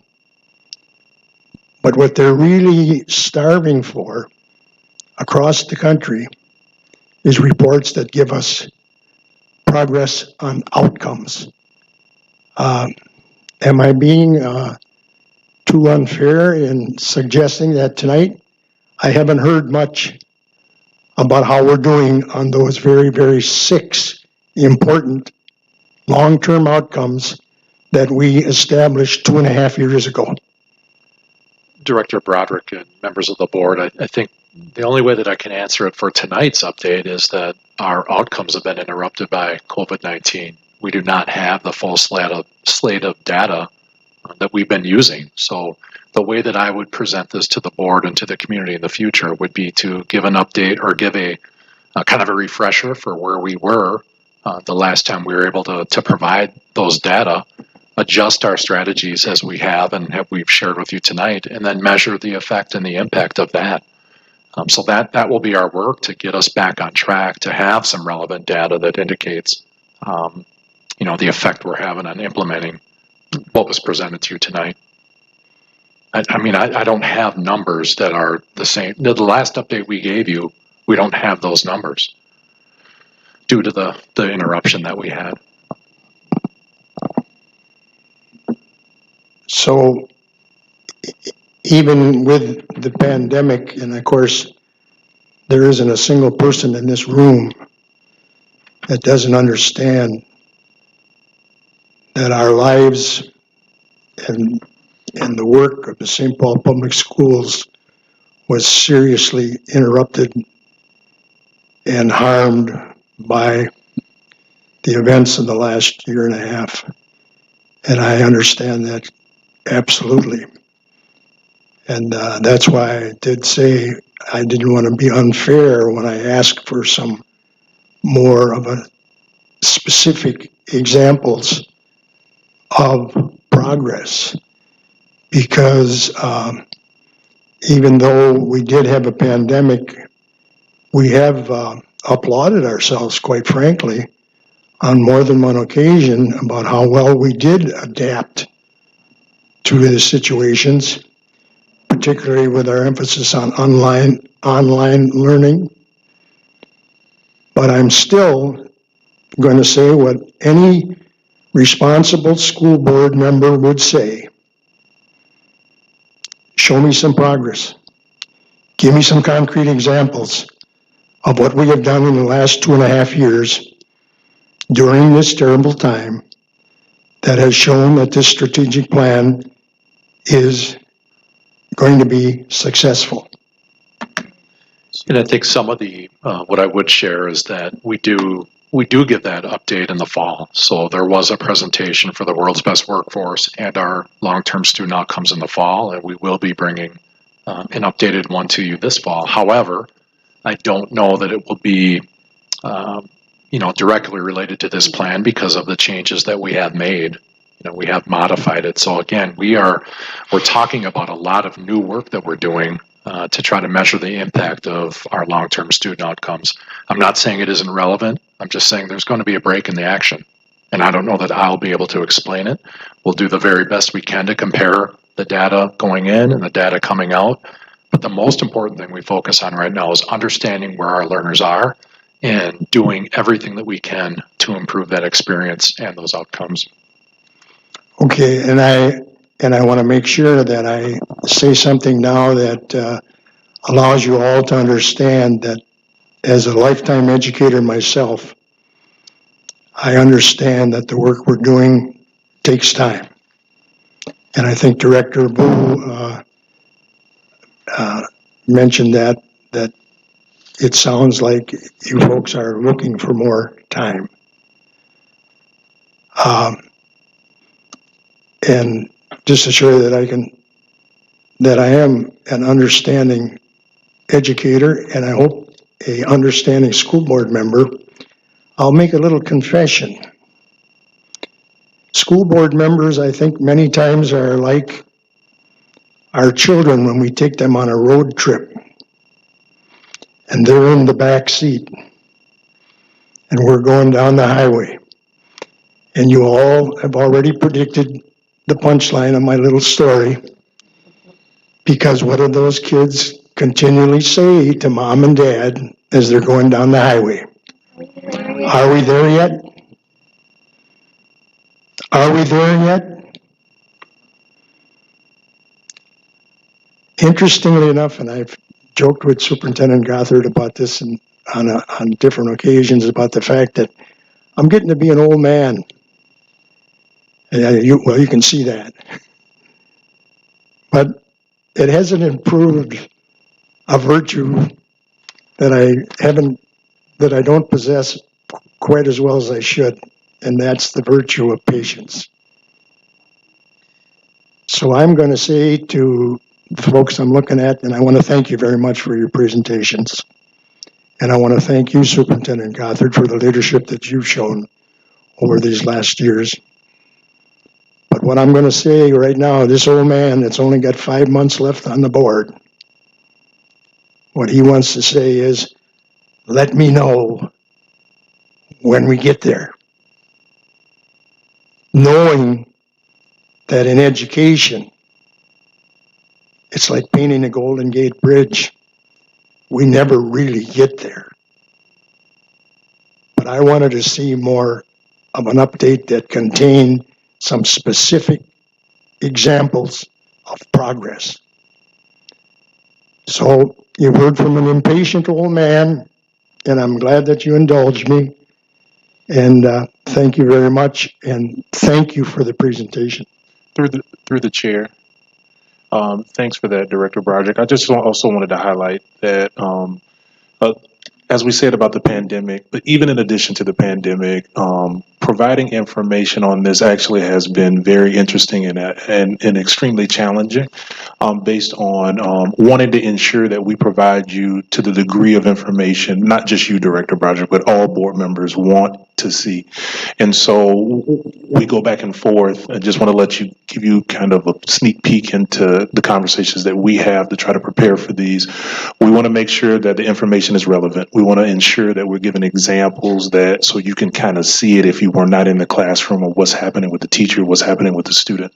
We also are trying to think through to what degree can we give you information and has it changed? And so all of that information is important to us because we want to be able to go back and look at these video broadcasts and make sure that that information that we gave you was correct. So I want you to know that we will take this, what you just said, and others back. We will talk about it and make sure that when we present an update to the board, that it is relevant to what you feel like your needs are on the questions that you're asking. We will try to do our best to ensure that that information meets your needs. So thank you. Thank you. Okay, like all presentations, I have like 100 questions. I'm not going to ask them all tonight, though. There are going to need to be some other conversations being had about the information presented here. I wanted to go back to the systemic equity because that's how we started, and that was one. I'm really happy to see that in part of the strategic plan. One of the questions that I have is because Ms. Pope, you mentioned that there was conversation and the question of how does SPPS define equity? And all the little alarm bells went in my head because equity means a lot of different things to a lot of different people. And so I do want us to be really clear about what that means in this district. And then you talked about systemic and transformational change. And I also wonder how people think and what they think that means as well too. And I know that you didn't expound on that in any way, but I am curious, as the table is sitting in front of me here of leaders, like how are we talking about that and how are we defining what systemic and transformative change will be for this district? And then you also talked about support staff and teachers reaching out, and I think you said there were requests and concerns from 203. And so I just wanted to hear a little bit more about what those requests were. And so sort of jumping a little bit, there was a differentiated help that Director Anderson mentioned about support for staff and the work around Soretta Hammond's book and goals and framework, and you were kind of all over the place. And so I was trying to follow that. And that number, the 30/70, and the first thing that I thought of was, okay, so how did 30 and how did that come to be the 30% and the 70%, and what actually were the questions that were asked?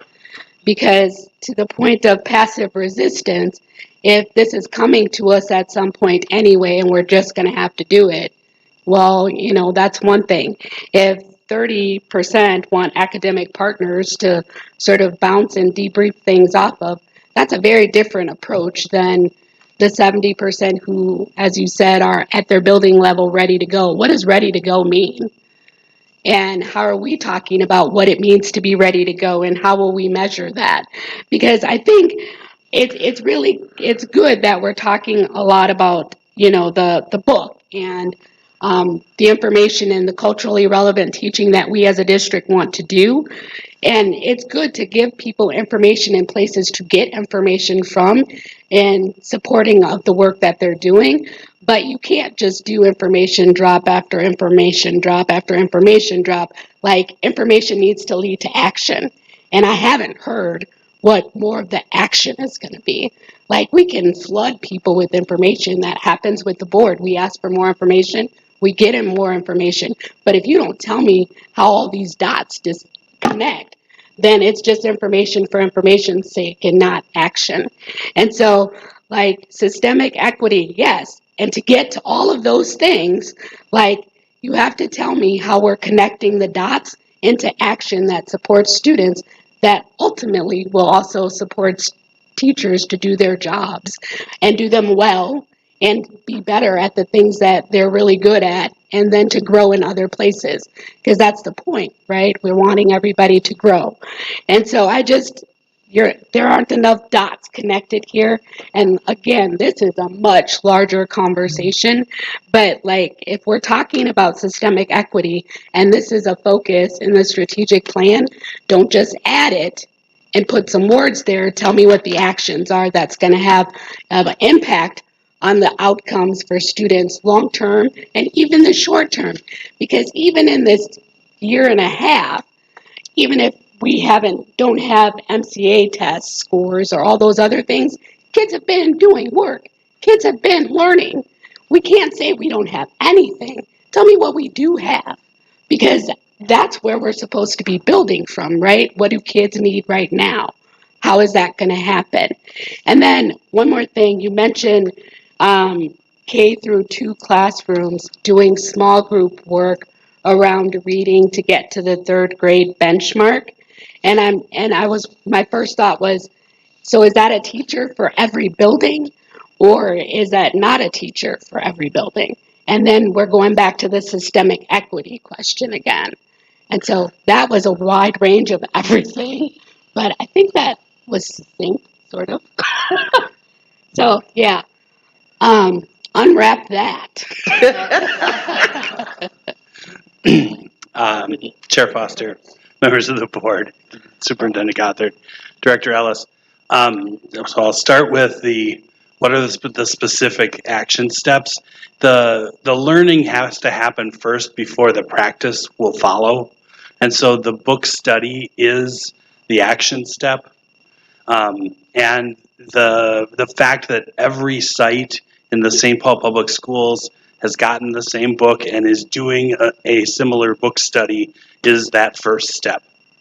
Now, we have a couple buildings that did this book study 5 years ago, and their performance, and I won't call them out in the board meeting, but I can share more specifics with you later. Their performance is showing the results that Director Broderick was looking for. The decrease in gaps, the increase in achievement, or the increase for EL learners, and the increases that we wanted in all of those long-term outcomes. And so when I said we're differentiating, we're taking from the sites that did this 5 years ago to the sites who just got the book and haven't even opened it, and they're not going to open it till this year. So in finding that differentiation, we're going to treat folks differently based on where they are in the journey. The specific steps to culturally responsive teaching is really summed up really well in the Ready for Rigor framework. And so there's one quadrant that focuses on the awareness of the teacher and the awareness of how culture impacts their classroom. And there's one quadrant that is about the learning partnership and how being in partnership with students around what they're learning is really important for their learning, because they need that care and push. And Zaretta Hammond describes it as the learning pit that you go into. I don't think I can do this. I don't think I can do this. I don't think I can do this. And you need a teacher pushing you back up the other side saying, see, you can do it. You can do it. You can do it. And then celebrating at the top of the pit. And so that's a culturally responsive way to interact with students, is to be in learning partnership with them. And then the third quadrant is creating a community of learners. And so this is like, we're a tight bunch of people who are learning together. And we don't just rely on the teacher. We go and we search our own topics and we bring them back, and then we teach each other, because we are interested in a variety of different things. And so that would kind of be a third step. And then the fourth quadrant is where the information processing happens. And so understanding how the brain works, and that you have to get excited about school. If your hood is over your head and your face is on the desk and you're asleep, that tells us something about how interested in this class you are, and it tells us how much I care about you, that I don't go find out why you're laying on the table. and that I get to have a relationship with you so that you will engage and be engaged in our class. Because I care about you, I care about this, we care about this. So we can't have that disengagement. And it comes down to changing teaching overall from a passive get to an active independent learning. And our example tonight was perfect because those students took it all the way to the end. And they did independent projects and independent work and were taught by experts how to do that in a perfect learning partnership. So when I say the first step is the book and the book study, they have to learn those things as instructors or revisit those things as instructors, get excited about that, and then participate in that together. The culminating activity is in June when we do that exposition where we share our successes in culturally responsive instruction. And teachers listen to teachers more than they listen to me and my talking head or any or other folks.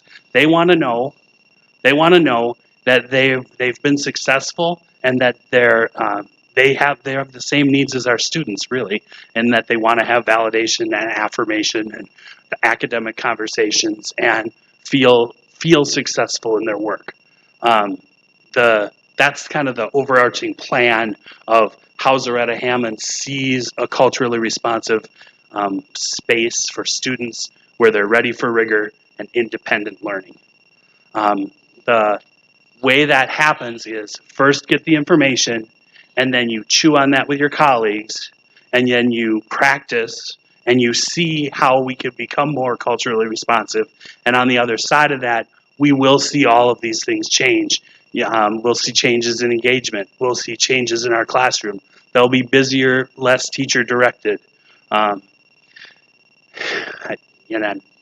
doing that information dump on you again and not answering all the questions. So that was one of the questions. The 70-30 may have been a mistake to share that out of context with everybody. I appreciated the feedback on that, and I took it as a different metric because 100% are implementing the book study. And so with 100% implementation, the way we go about that, some people want to take the resources and do this with their leadership team, do this with their admin team. And there are some schools that don't have an admin team, and they wanted an academics leader to come on the journey with them too. And it's not like any of this is private or silent, and we should all see the effects of it when we visit schools. It's not going to happen just like that because you have to go through the book study, then you have to do the practices, and you have to share those practices, and you have to celebrate the new ways of being or the improved relationships and the improvements that we see across the system. So that's kind of the vision. I told everybody, for me, that was with Zaretta Hammond's work, it's like 5 years out and we're entering year 3, but we just did a pandemic, but we didn't stop because this is too important for our kids and our outcomes. Then Director Ellis. Through the chair, Board Member Ellis, when you spoke, the first thing that came to my mind is the intersectional and integral nature of multiple areas of our work. So I heard that very clear in what you were speaking to. Quite honestly, when I hear systemic equity, I think first about what does it mean when there are systemic inequities. And so I think one of the pieces that build upon the equity evaluation plan, as we begin to define what does equity mean in SPPS, and understand in SPPS, in partnership with multiple staff groups, with our students, with our parents, naming it and defining it, we begin to own it, right? So we have to begin to own the fact that we need to know what it is, what it looks like, and how we're going to begin to live that collectively, not just within the Office of Equity, collectively as a whole unit in the system. I think the next step to that work, systemic and transformational racial equity work, what is clear to me is that there needs to be a developmental approach that has clear, defined metrics. We also need to think of systems of accountability at multiple levels. But how we begin to define it as a district, that is a part of our initial work. Because when I think about systemic inequity, I see it all around me. And in order to get to systemic equity, we have to begin to identify, is this just with our students? Is it with our staff as well? What are the multiple levels that we're going to take on and have the capacity to take on what it means to address systemic equity, recognizing the multitude of inequities that currently exist? So to the question about the 203 requests, many of our requests in partnership and in collaboration with some of the other areas that we're focused on. When I think about the work of restorative practices, when I think about the work of cultural relevant, all of it is intersectional to equity. Oftentimes, when people engage in this developmental work of interrupting systems of oppression and marginalization and naming race and naming homophobia, they need some skills. They need some skill, will, knowledge, capacity, and courage to be able to enter into this work. And many of the requests are coming for supports to do that. And it's at a vast range of needs. And so what my team does is we go in and we assess what is the request, what is the concern, what is the need. And oftentimes it is for professional development to, as they're doing the work of CRI with the framework and the work of Gloria Lands Billings, not Gloria Lands, but Zaretta Hammond, building upon the work of Geneva Gay, Gloria Lands Billings. There's a chapter in that book, chapter 4 and 5. It talks about starting with self first. And so it's critical for people to unpack their own experience with race and racism and sex and sexism, and they don't necessarily have the skill to do that. And so we kind of help support them in creating a plan. So while they're doing that work, they can lean into how to have those courageous conversations, right? Difficult conversations, and naming it and then unpacking it for self first. Because let me tell you, culture equals pedagogy. We teach who we are first. And so if we're only teaching who we are and doing who we are, that may be causing great harm. So how do we intercept that harm as we're continuing to move forward and forge in this very integral work? That is what many of our requests come in. And we also have concerns, especially when we moved into distance learning, with access. A lot of times people were able to identify and notice where there was limited access for students that they didn't see before when we were brick and mortar, and we sort of helped to navigate the system and the process with that. Oftentimes we'll get requests from parents. Oftentimes, many Black parents especially that have navigated the system and have had some struggles will find themselves to my door or to my email address and have some challenges and want to unpack that and address the racism that they feel that they're experiencing. So oftentimes I end up with coaching conversations with other leaders and staff and helping and supporting parents and students and community members that are feeling ostracized or questioning some of the practices or some of the concerns and supporting them in that conversation. So there's a great range of requests and concerns that have come our way. I'm just grateful to the team in mitigating all of those pieces. And I think I may have addressed what you asked. You did. You answered a lot of my questions. I guess the only follow-up question I would have is you mentioned when teachers, what is needed, is that correct? It's what I need now. What I need now, And thank you. every school, well, it was a formula based on the number of sections or classrooms in that school at kindergarten, first grade, second grade. And then every school has at least one. Some schools have two. Thank you. There's still a whole lot to unpack, but I appreciate it. Thank you very much. And I just say, one, thank you for the presentation. Thank you to my colleagues for addressing some things. Many of my questions have been answered. I would like to put in perspective probably some thoughts around, as I'm feeling this and was thinking this, that what many of the people in some of our communities might think. So when you did the 70-30 correlation, 70% of our teachers are non-white, 70% of our students aren't. Disparities in this district, if you look at the correlation between those. There are a lot of correlations between those numbers when we talk about systemic inequities in this district and how they pan out. So to Director Carrillo's thing, are they ready or is this passive? Passive, because we look at what's been going on in this district and the education our children have been getting and has not been working for all of our students.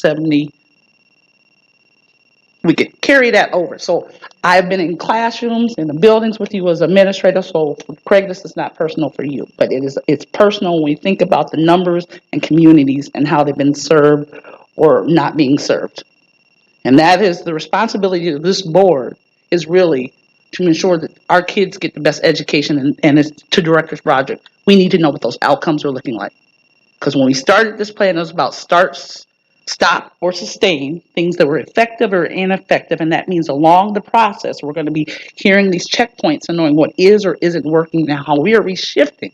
Because we have a fiscal obligation to this community, a moral obligation to the public education of the students in this building, and a transparency to the whole community to be good stewards. So going back into the conversation of how this looks, we talk about systemic equities and moving forward. I will tell you, I was proud of the process that got us to our a strategic plan. It was it about 15, 18 months of planning. If this was deep embedded for directors who are new, deep embedded community involvement, those points that we are asking about, that came from community. And so I'm very, very proud about what that process looks like. And as we go through, COVID hit us. Yes, it did. And I will say I have heard the reports that have come in and some of those numbers, but those numbers, for you guys see them every day, we don't. So Director Broderick's, how are we getting reviews and snippets, through ongoing communication on a regular basis so that those are here.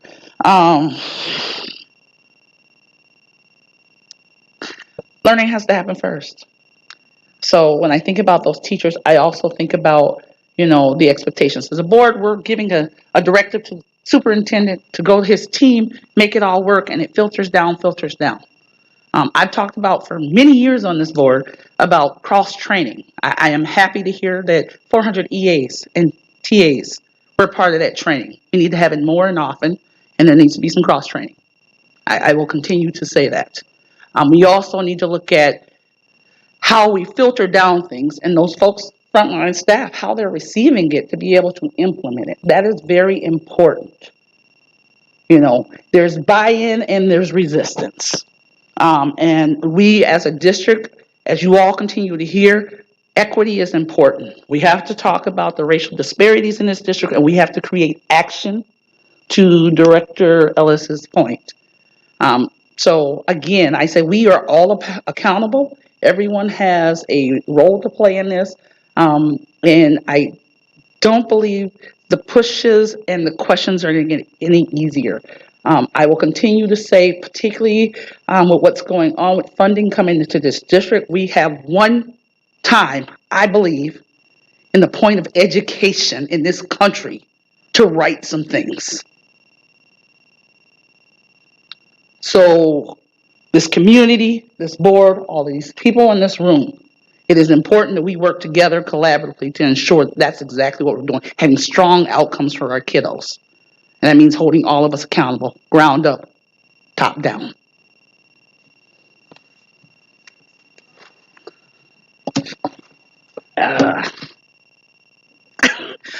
Thank you all. Dr. Gothard, Vision SPS. You mind break? Jeremy? Board, you guys mind break for 10 minutes? All right, if we could take a 10-minute recess at 7:54, going on 55, so at 8:05, if we could return? Are you? All right, thank you very much. We are at recess. There you go.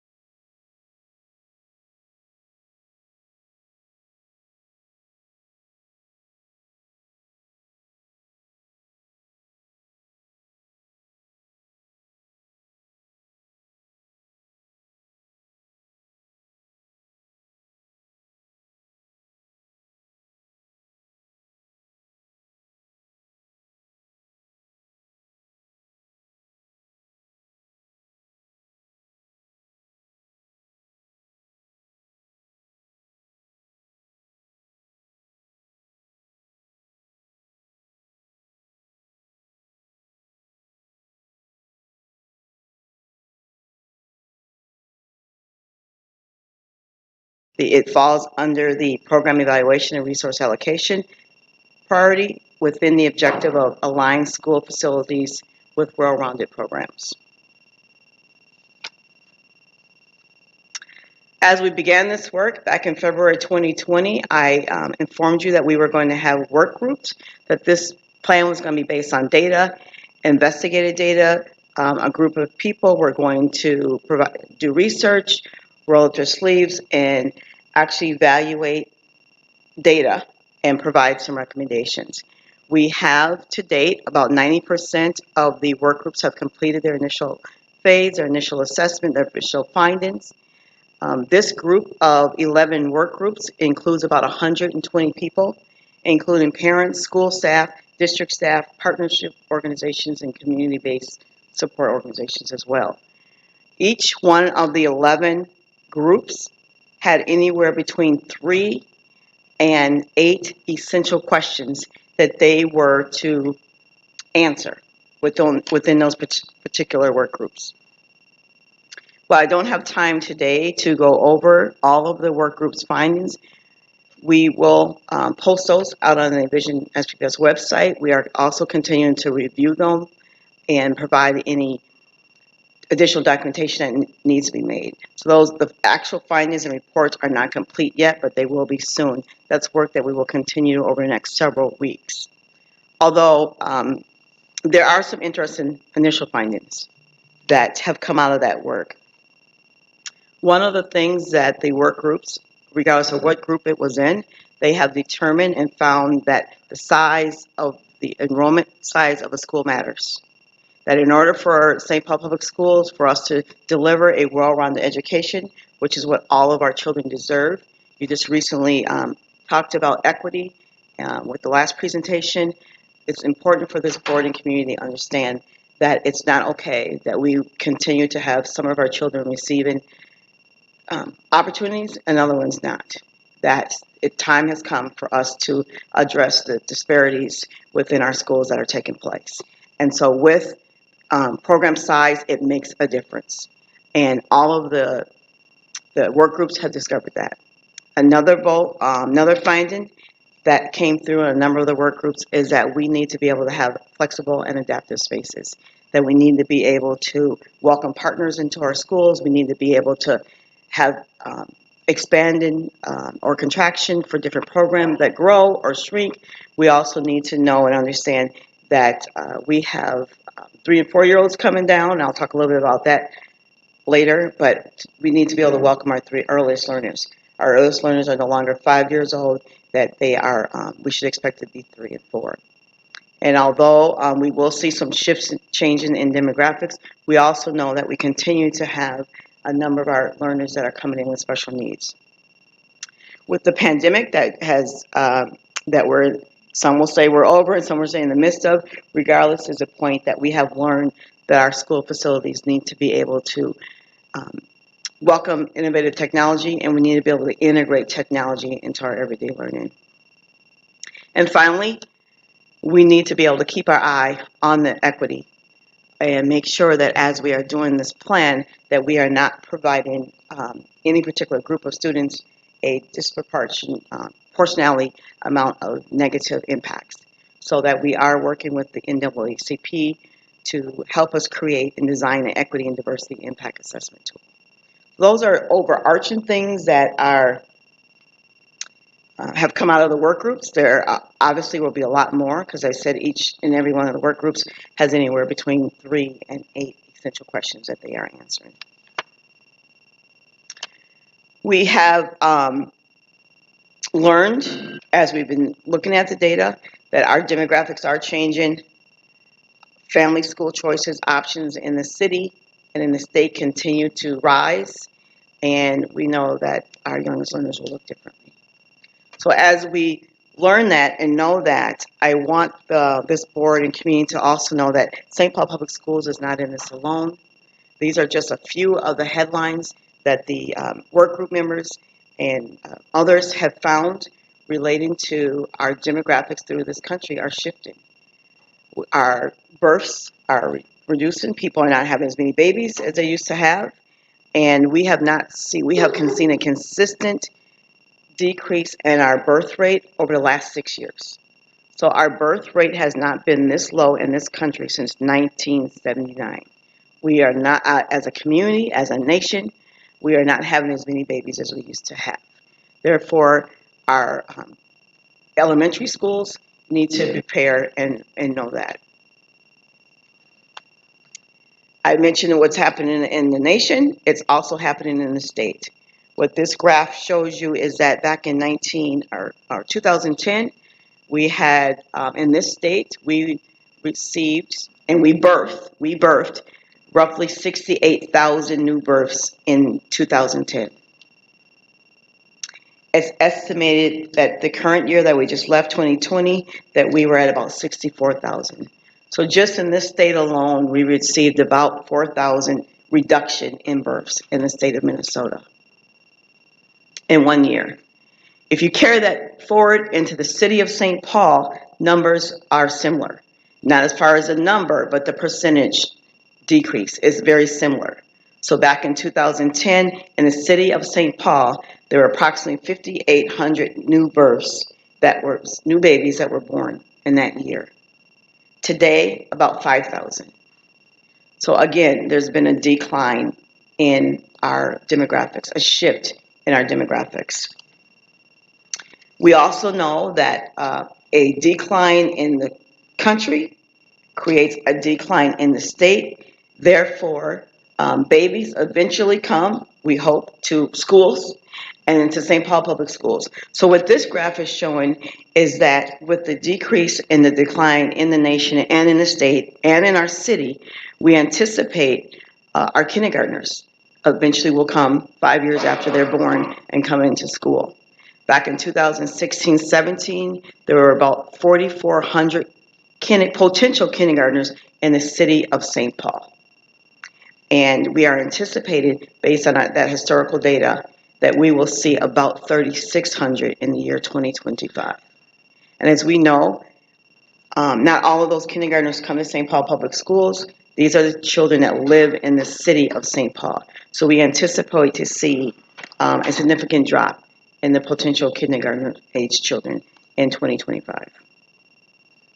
So again, this is just some of the data that we've used, that we're sharing tonight. There's continues to be a number of research that we've looked at and evaluate.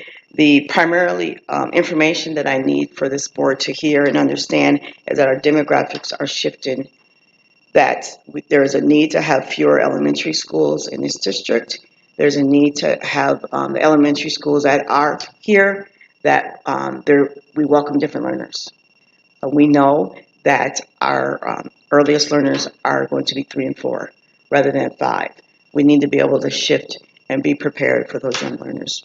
We also know that our families continue to have options, school choice options in the city of St. Paul. The state of Minnesota was one of the very first states to welcome open enrollment. We are a state that continues to support open enrollment, encourage open enrollment. We know that that's not going away.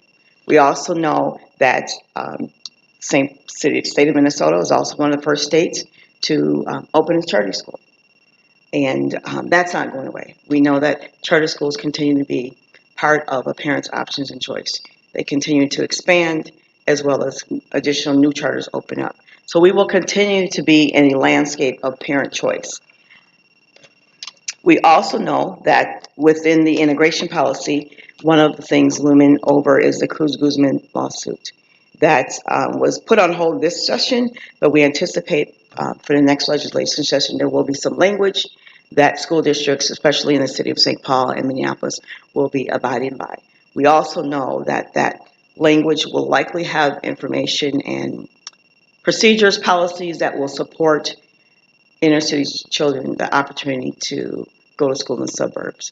So this is to tell us that we need to be prepared for continued integration, continued school choice, and continued options of families choosing other public education options.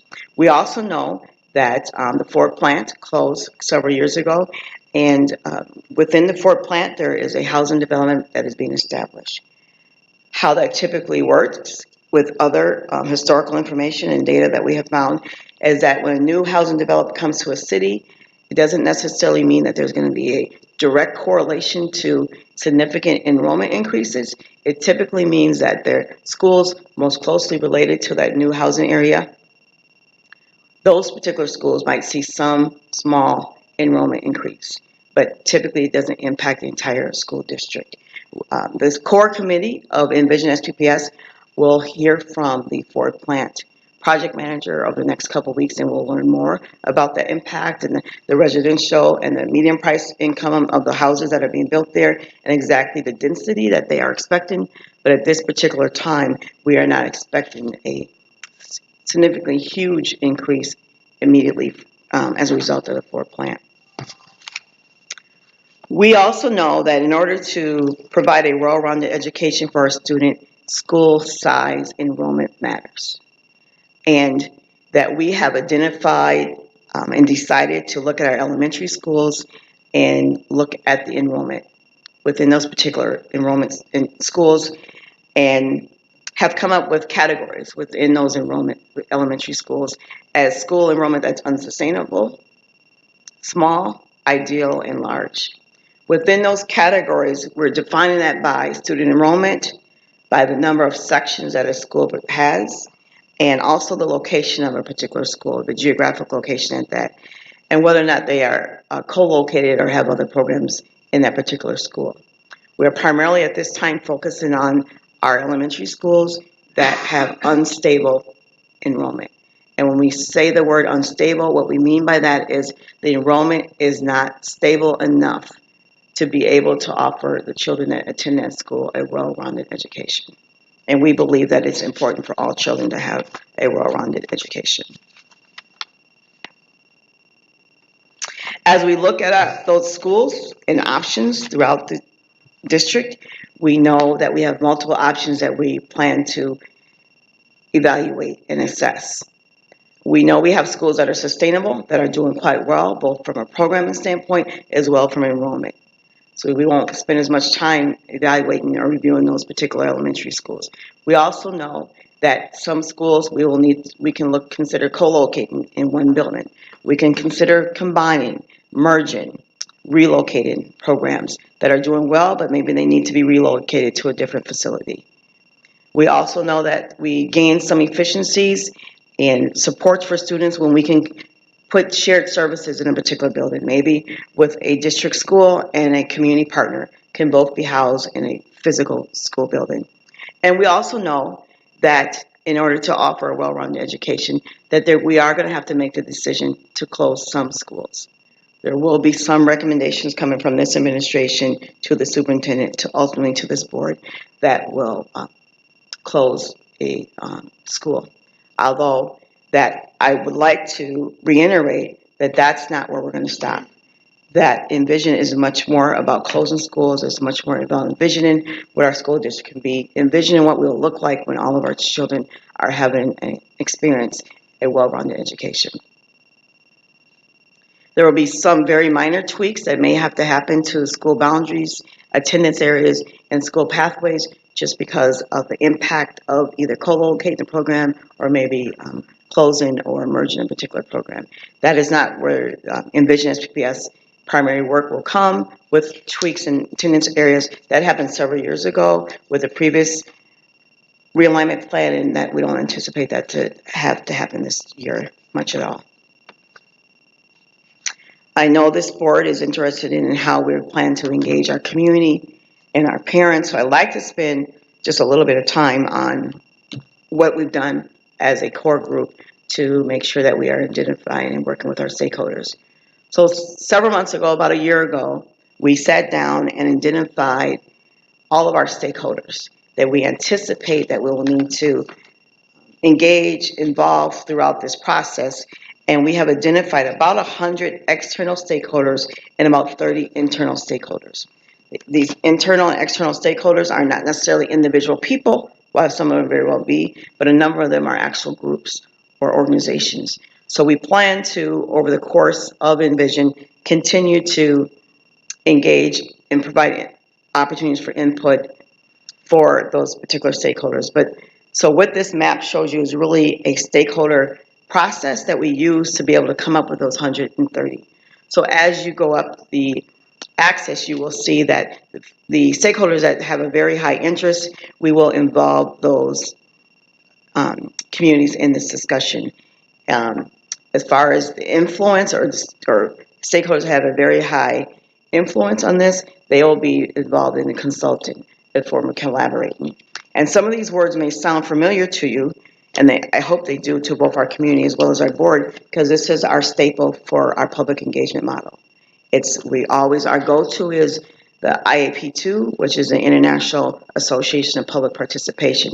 This is something that this board, as part of the SPPS Achieves, this board adopted this model as our standard-based model for engaging our community. And with Envision, we are using this model that this board adopted. So on the far left is how we inform, and on the far right is where we empower.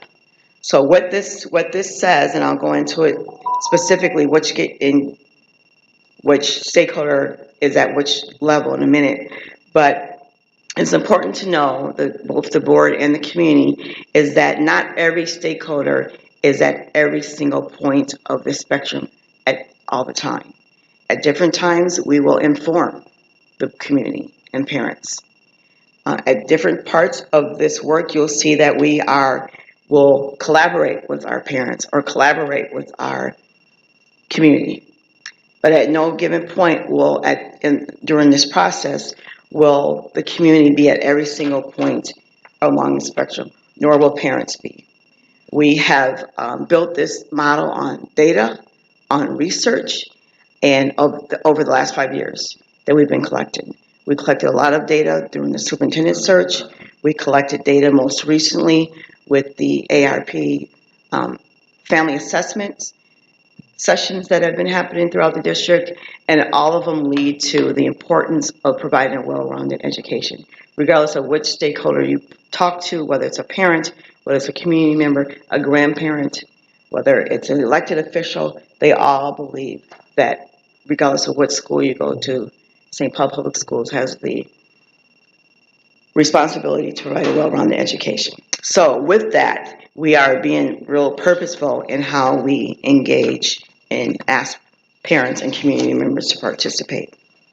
So the school year that we are currently in, at this particular point, we will inform our families about the research, inform them of the findings, inform them of the essential questions. As we continue our work groups, we're consulting with them. They're actually rolling up their sleeves, they're reviewing the data, they're assessing the data. We are also involved in their work group members. And remember, the work group members also include parents and district staff as well as site-based staff. So at different points in this spectrum, we are involved in different stakeholders. The core planning team that I'll invite up here in a minute to join me, some members of them are going to join me tonight, but the core planning team, you might remember, are several different representatives from different departments that are actually helping to formulate recommendations for the superintendent and the board. As we get through this year, we are empowering the superintendent and the senior leadership to actually bring forth and formulate recommendations that will come to this board. So as we go through the years of the plan, you will see on there, I think it's important for the board members to see where you actually are on this chart.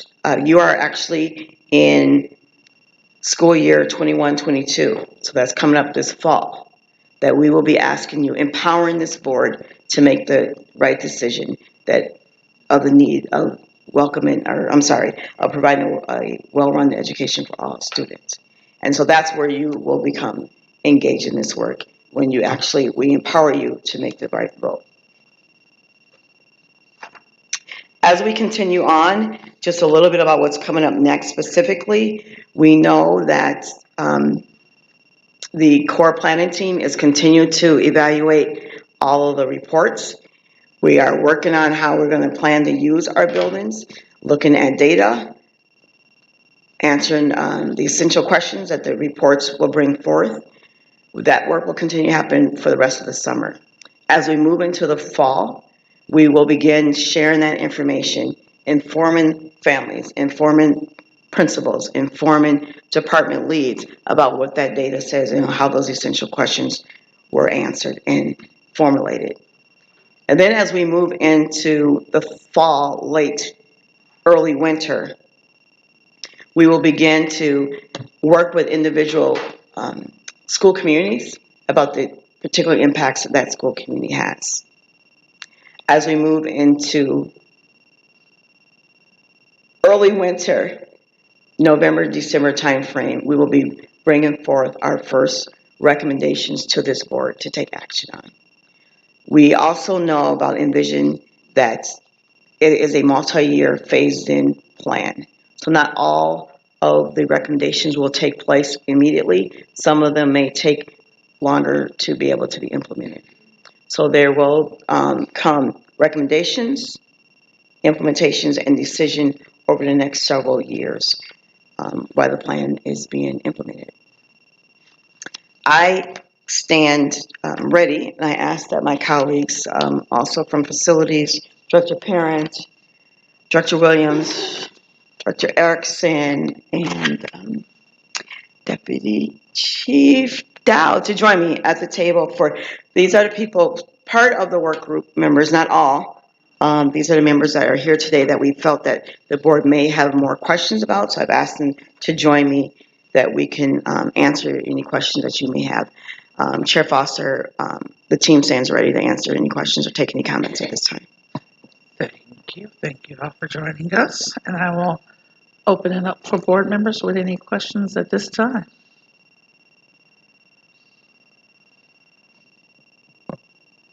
I have one question. When the time comes to provide recommendations, we know that whenever a school reconfiguration, closure, movement of a program, it impacts families, impacts kids, and is not an easy thing. I'm not going to say it's good or bad. I think, you know, in some situations, it's a necessity. But I will say that these are traumatic events, and for families especially, they may perpetuate injustices that they've experienced before. So I want to, as a board member, I want to understand how will there be transparency around how you arrive at the ideal location, so that when that recommendation is presented, we don't just have a recommendation on paper, but we actually have formulas, how we got to that place, what are the numbers behind it. I want to be transparent with our community 100% about this, because this is not something that we can, show half of our deck of cards to our families. It's not fair. It's very impactful, and I think it's important that we are completely transparent with them. Through the chair, Director Carrillo, thank you for that question. And yes, there won't be any secrets about this plan. The great thing about that work and that question you asked is that the entire plan is built on data.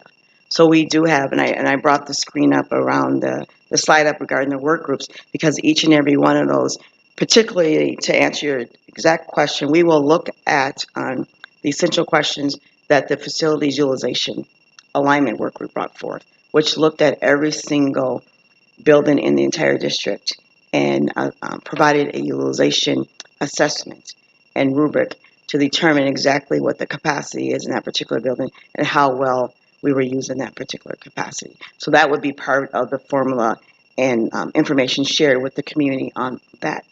Correlated and aligned with that will also be information about overall enrollment that the enrollment committee also looked at. That shows every district school and their enrollment. We provide historical enrollment also to show that a particular building may have space. So there are a number of different questions that each one of the collaborative work groups, I think, will answer that answers most questions. We also have the opportunity and have been working with a group that has provided us a actual capacity enrollment, I'm calling it a tool, that we are using as a team to be able to, in real time, assess whether or not a program will fit and if it makes sense to put a particular program in a particular school building, whether or not we continue to have room for growth or room for change or expansion or contraction of programs. So yes, that will happen.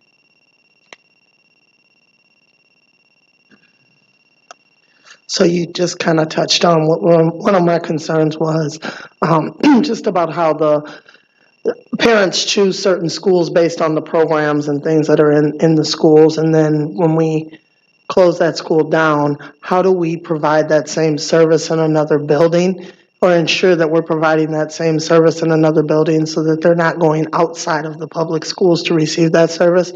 And then my other concern is ensuring that we're not overpopulating a particular building.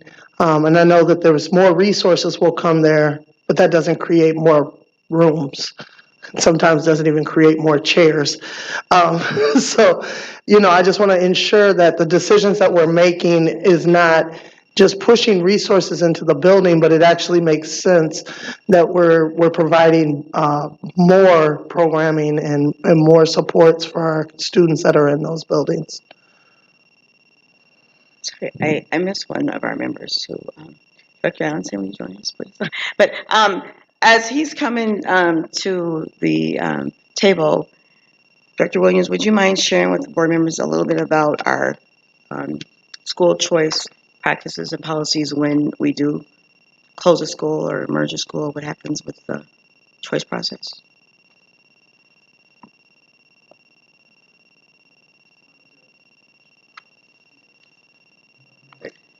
Gather my thoughts.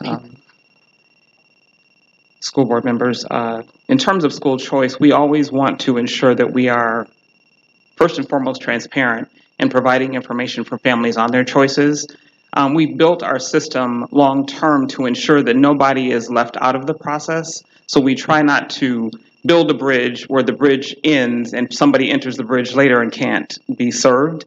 So our process has long been, for the last 10 or 12 years, in place where the families that move into the district later in the summer, fall, still have the same types of opportunities.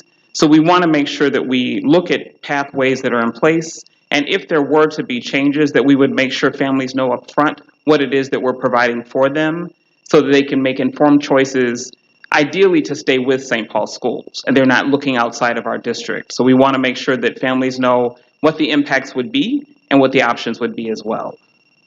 Director, would you mind sharing a little bit about if you're at a closed school, what type of party you might have in the school choice process?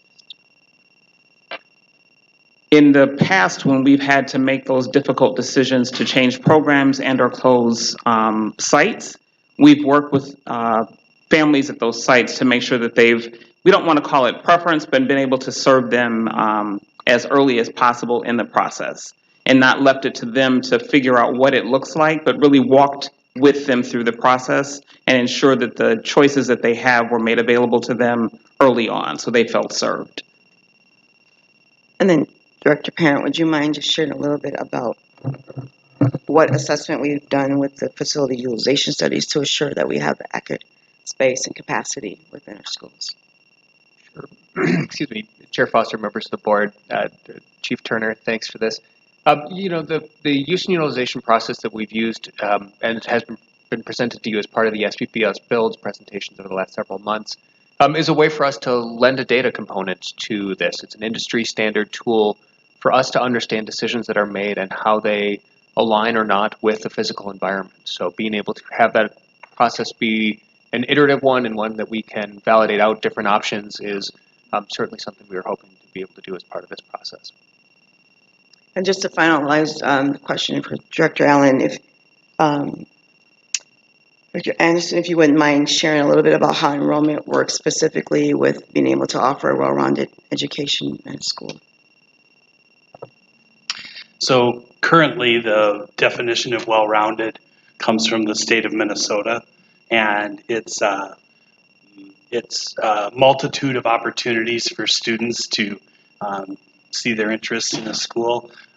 In an elementary school, when you're talking to principals and parents, it comes down to the number of specialists that students interface with. And so typically in an elementary school, you could have a Phy-Ed health class, science class, music class, and a visual arts class. And the way that we currently do that with schools is around the teacher prep time and giving enough support so that the kids have a place to go.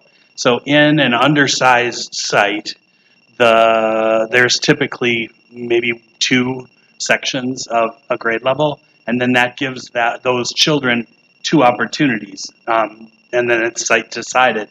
Maybe they'll have science and Phy-Ed, and then their class generalist will have to teach music and art. But in a school that has 4 or 5 sections, the kids have 4 or 5 opportunities to interface with a specialist, making their experience more well-rounded with an expert. My little anecdote would be, as a generalist in 1990-something, I won't date myself, I was learning how to be an elementary school teacher, and I had 1 semester course on teaching music, and at the end I could play Mary Had a Little Lamb on the piano, and I don't think that my generalist skills were up to the task necessarily of providing that well-rounded music education to a group of students. So it does capacity or functional capacity of a site matters for experiences of children in schools, and that's kind of where the well-rounded team went, and we found that it was the group agreed that to meet the definition of the state, we kind of needed to have experiences in all of those areas for all of the students across the system and make it more equitable. When you guys make these presentations in the future, though, can you be clear about what was existing in the buildings and then what is going to be added to these buildings because this is happening, so that we can be clear about well-roundedness and what that entails specifically? Thank you. Others? Director Ellis. My question was around well-rounded education too, because to Director Allen's point, what changes, what's different, and I think one of the things that is going to be really important too is conversations with staff at buildings. And curious to know, and I think I know the answer to this question, but still also want to ask if there is a recommendation to shutter a site, then what happens to the staff in that building? And I know that they will possibly have bumping rights and be reassigned to other buildings, but just to make sure that if that does happen, that we're not losing our people, because that's also going to have a really negative impact on us as a district and for our families too. And so will staff be going to whatever program students may go to as well too? So I just think that those are really important questions that we're going to need to be able to answer. And it may not be whoever is at this building, they're all going, but if 5 or 10 are going, that would be helpful to communicate to families when we know that and as soon as we know it. And then my other question was, as we're talking about well-rounded, we have very specific programs throughout the district, and this is, again, for some future conversations and discussion on things, but we have very specific programs within the district. And so when we talk about well-rounded, does that mean we are changing programs within our buildings? If we are, adding students or changing staffings, changing programming, science and art and music and Phy-Ed were mentioned. We talked about teacher prep time. And so I'm just wondering, are we talking about changing programs within each of our buildings or some variation of changing, because that too changes what we currently have within our district. So just thinking programs and changes, opportunities for students, because I do agree that, like, based on state of Minnesota, well-rounded education, some of the things as far as specialists are things families do look for, but also if you're taking something out, you've got to be putting something in, and if you're putting something in, then you're probably taking something out, and families are going to feel that, and we're going to hear about it. And so just wanting to be really clear about, are we saying for every single one of our schools that may or may not have science or music right now, that's what they're going to get? And if that's not what we're saying, we better be really clear about that's not what we're saying. And if it is, then that's throughout the district. And I guess part of thinking about this Envision SPPS, I'm like, what is the identity of each of our schools as we're envisioning and revisioning this district? And I think that is going to have to be really clear to our families, because if you are changing a little bit of something, you're probably changing everything families know about a school. Whether we think it's a small change or not, it's changing what our families know about them currently. So.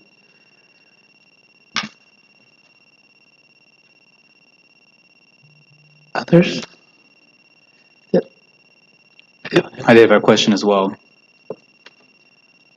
My questions are around the birth rate declines, 10-year low, and I think, Chief, you mentioned that our learners will be different. Basically, I have two-part questions. How will our learners be different? And if we need to repurpose a school, what opportunities does that mean for us going forward? Thank you, through the chair. Director Vu, I'd like for both Director Erickson and Deputy Chief Dow to talk a little bit about how we anticipate our enrollment to look differently and be different. If you wouldn't start out with just Director Erickson about our anticipation with our youngest learners. Good evening, through the chair, Director Vu, very good question. Those articles that were presented in the PowerPoint, I'm going to own my role in that. Those were articles that I was using during the process for the early childhood Envision group. It is true, we are seeing a decline in birth rates. And if you dig into those articles, it is looking at the family structures and a portion of what is preventing families from doing that, and it's around early childhood care. And many of you know, and there are many people that are here tonight, thank you, the cost of childcare prohibits families. It is prohibitive.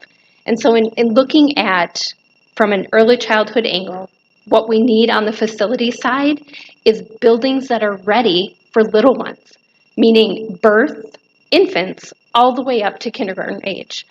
And this evening, I was at pre-K at Rondo, and our supervisor of our program held a play date.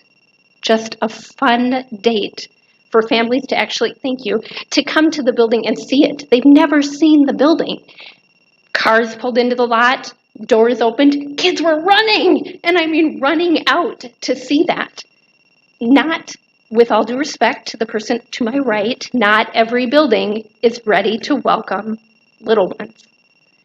And the fact that that building is a gift, classrooms that are square footage appropriate, on the level, bathrooms in the rooms, sinks, all of those things are not common in our current facilities, and that's what we need in order to welcome families. And I was pulling those articles because I do believe that if we do this right, and I'm going to reference a comment that Director Broderick made at a previous meeting, our families deserve the best facilities we can provide. And if we do that, we will have families from the city of St. Paul, Roseville, Maplewood, wherever, coming to us because we're doing it right. And that leads into evidence from the early childhood special ed angle and how we're getting families from there. So. Through the chair, Director Vu, we've been serving students in special education from birth for years. For years. This is part of our program is birth. And so although you see a decline in birth rate and enrollment, special education enrollment has been steady for the past 10 years. We haven't dropped. And so when we think about the added programs for 3 and 4-year-olds, we also then have to think about the continuum of services for students in special education for 3 and 4-year-olds and the space needed to provide those specialized services. And so as we think about our birth to 5-year-old program, before they go to K, how are we supporting it for all of our students? And that there's that space for all of our students. I'm just going to reference a conversation that I had with a family this evening who, it is a family with a child with a need, an IEP need, and they intentionally chose our district. They do not live here. They intentionally chose St. Paul because their children will have access to general education.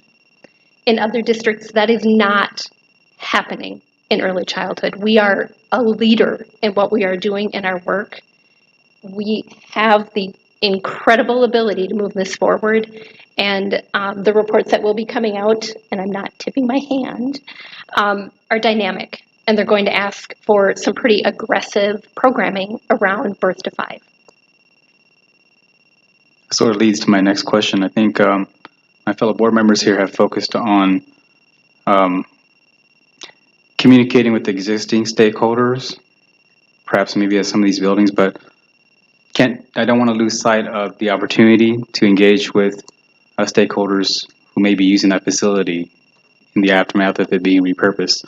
I'd like to see engagement with those stakeholders presented with recommendations as well. That's possible. Thank you. Through the chair, Director Vu, can you provide a little bit more clarification? I wasn't quite clear. Sure. Like, for example, these new families that we're talking about, I'd like to see some of the input from them be presented in the recommendations that we will be provided going forward as well, because we need to hear from the people who are at the building using it right now, but then we might need to hear from the people who might be using it going forward. Right, duly noted. Thank you.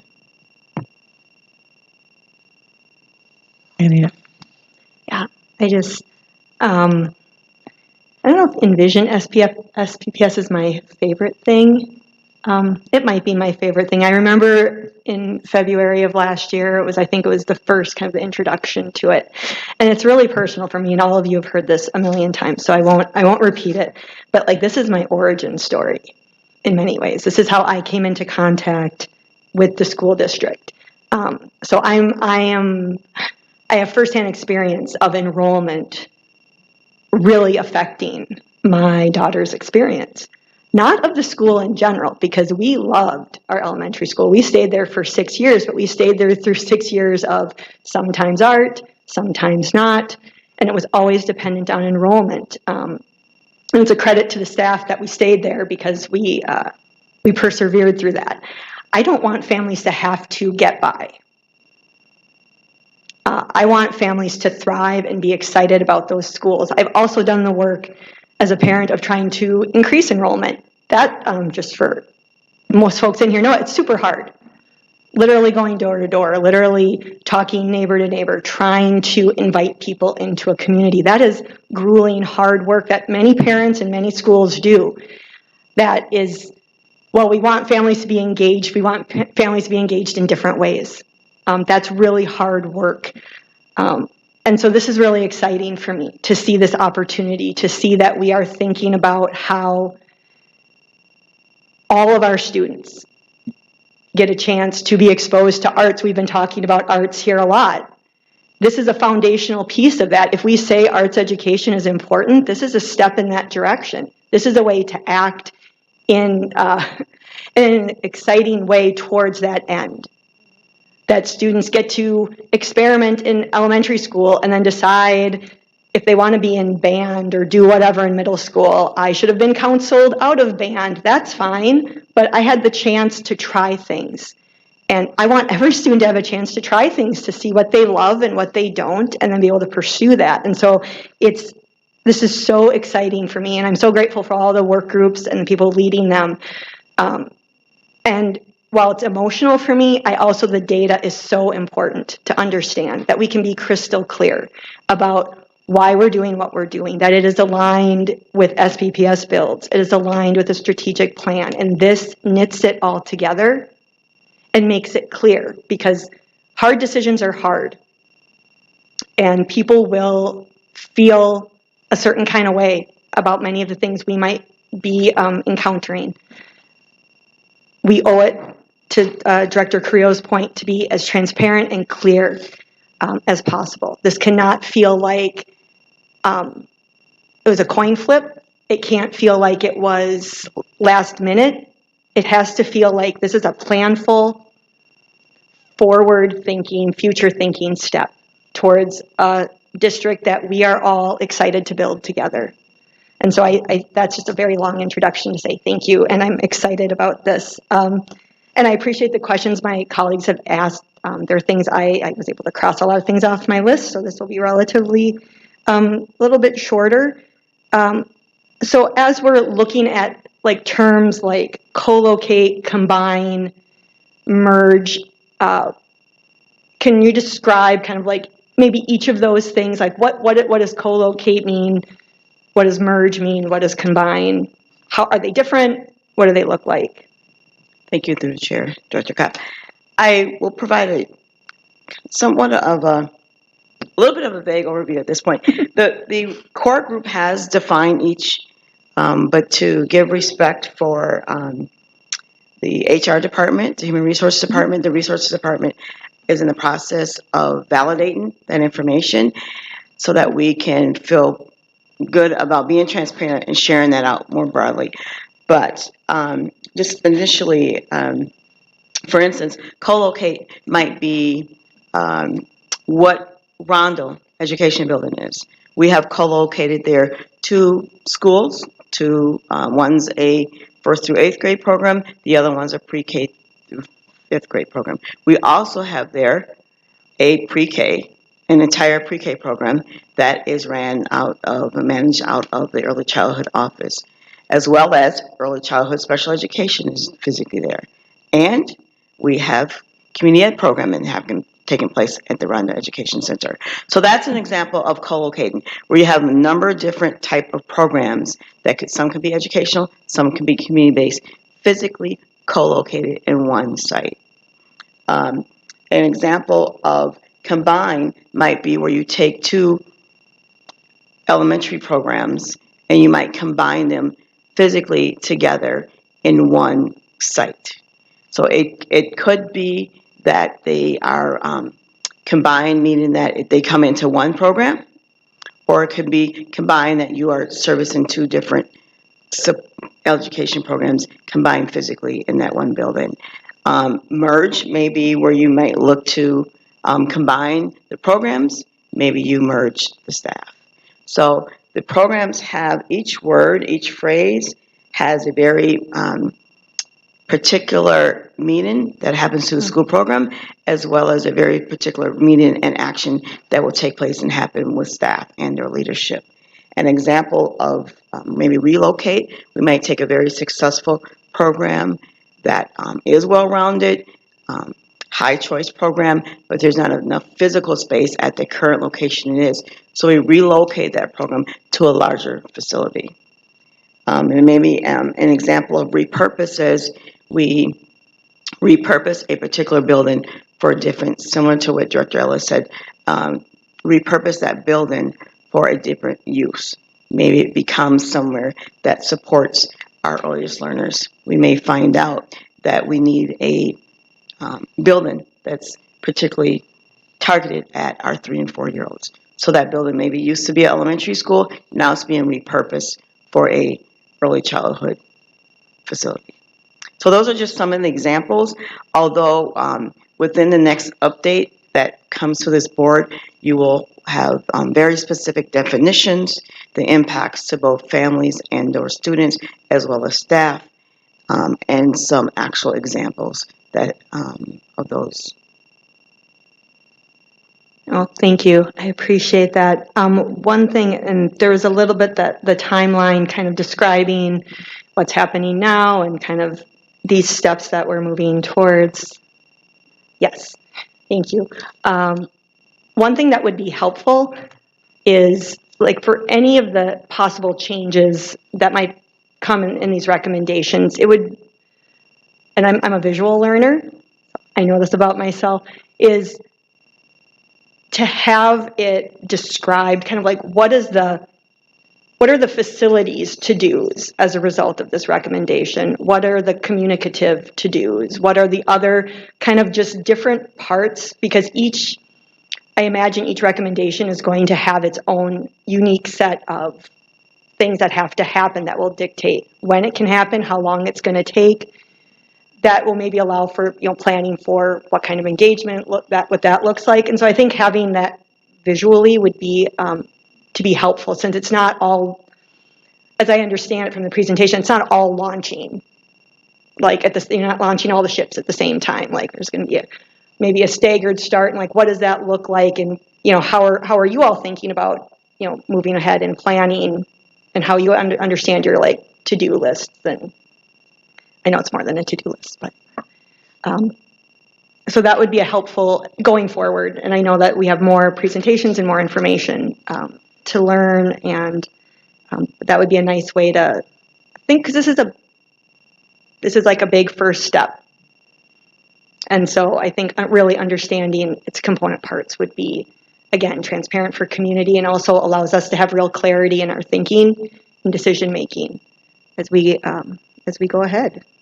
And I think, looking at my list, that's it. I appreciate all the work that's gone in, the continuing and ongoing work of the work groups. I would just wrap this up on my end, saying my colleagues have asked many of the questions that I had. Biggest concern, I know today you guys are presenting this for us. You're letting us know where you guys are prepared to move and what you'll be bringing to us. As always, I think about those folks outside of this. A lot of stuff were high level. And as we start presenting this, thinking at this timeline, one question is, how will community be able to access and view this? And who will those point people be for questions and answers to this process? Chair Foster, so the how we are informing families tonight of this information is there will be a general information sharing that will go out to all families today or in the morning about the process and what happened this evening. Email will go out and communications will go out in our normal communication channels that we inform families of. As we move further through the process, as schools that will be impacted, families that are directly at those particular sites will be participated differently. They may have a different level of work that is done with them. In addition to being informed, we may consult with them, meaning that they may have different opportunities for different levels of engagement. So as we go throughout the process, our goal and our hope is that we will continuously update, inform, consult with families and or community members and or school staff if their program is being impacted directly. We also plan to always publicize the overall timeline so that people will know and they can anticipate and not sitting in angst. Is this going to happen to me? Am I next? Am I next? So that will also be shared broadly. There is the website is up and running as we continue to have more information to share that will be updated in real time. And there also is at SPPS Envision email address that is being answered regularly, daily. As questions come in, there will be a real person to answer those questions, and that will get right back to the public that may have a question. That will include myself as well as core team members. Depends on what the question is, the question will get asked by that particular core team member. So that we also plan to really work with our administrators as well So, because we know that parents go directly most often to principals and school staff for their answers. So it behooves us to make sure that our administrators as well as our actual school staff have up-to-date information. No, Director Roderick, did you have a quick question? Yes, real quick. In one of the early slides, you forecasted some things that would affect potential enrollment for St. Paul Public Schools. And of course, one of the things you pointed out that we don't expect that there's going to be a spike in birth rate in St. Paul. And I do not foresee right now a large flux of new immigrants coming to St. Paul, although as we all know that have been in St. Paul for many years, that can certainly change the makeup of our student body in a hurry as international events occur. But I'm interested in the market share that SPPS arrives at, and the competition quite clearly is private and parochial, adjacent public school districts, and of course, charters. And as we do our outreach work starting this fall, can we use this outreach, these outreach sessions and these opportunities to talk to our communities and to our individual people to find out just exactly what it is that they are looking for their children, and thereby answering the question, why are some people choosing other options? It was very, very heartening to hear from Ms. Erickson that we got a family that says, hey, the best place for my kid is a school in St. Paul because St. Paul's got this going. Well, the flip side of that is there are people currently living in St. Paul who are choosing to send their kids to these other options, and they have a reason. And we should be very, very aware of what those reasons are. In my entire time of teaching and coaching in St. Paul, I always respected very much that parents and families should have a choice. And if they choose to go somewhere else other than the school that I was at or coaching at, I respected that decision. However, what I wanted to make clear was that we had anything that they really needed at our school, and I could tell them that. And so can we incorporate that in some of our outreach work to make sure we're asking folks, what do you want from us? And we'll try to deliver. Through the Chair, Director Broderick, yes, we can do that, and I will remind part of the research that we've been using as a core team to look at and that will formulate some of those answers you talked about is that regardless of whether we ask families that exact question or not, they tell us that. And with the thousands of responses that we got searching for our wonderful, great superintendent here, Dr. Joe Gothard, families, we didn't ask them that. We asked them what did they want to see in the superintendent. They told us what they wanted to see in the school. They told us they wanted those things. They wanted schools that were vibrant, that were safe, that had opportunities for in the arts, that had opportunities in music, that had opportunities that supported them in the classroom, and enrichment opportunities. We didn't ask them that. We asked them about a superintendent search. And the start time study, you know, we had thousands of people respond back to what time they wanted school to start. Most of them told us that, and they told us what they wanted to see in that school when it started at 7:30 or 8:30. So they have been telling us that for years, and we've just been particularly looking at the last 5 years. They've also just told us, as I said earlier, in the most recent ESSER family assessment. They told us exactly what they wanted to do with those resources that we're receiving from the federal government. In addition to that, we want to make sure that our children have, and these are parents telling us, they wanted access to equitable access to the arts, to enrichment, to family support, student supports. And so, yes, we can continue to ask, and we can do that. And that is part of one of the work groups is to, as we evaluate enrollment, is to ask. The Montessori work group actually is looking at the sustainability of Montessori throughout all grades. And what is it that why families are not choosing or why they are choosing a Montessori at sixth grade. So within that, we're learning. And that's going to come throughout all of the work group reports. I'm excited to share the work group reports. And within the next several weeks, those work group reports will be public. We will share those with both the board as well as the public, and they will be out there for all to see. And I think you will see very clearly what you're looking for in that. Thank you very much, and I'll risk paraphrasing Ms. Erickson again, but what I think, how I might have said it would have been, give them what they want, and they will come. And so the secret for us is to ask them what they want. Director, I was about to say Director. Superintendent Gothard, any closing remarks on that? No, I'd like to thank Chief Turner and the team, the design team, many others who have contributed to this work. This is definitely a team initiative. There aren't any questions that we shy away from in asking each other so that we can be ready and coming to the board, coming to our community. And I want to make it very clear to our community. I arrived here and heard right away, we have to do this. And it was, we have to close schools based on low enrollment. And I thought, if that's all that we do, what have we accomplished?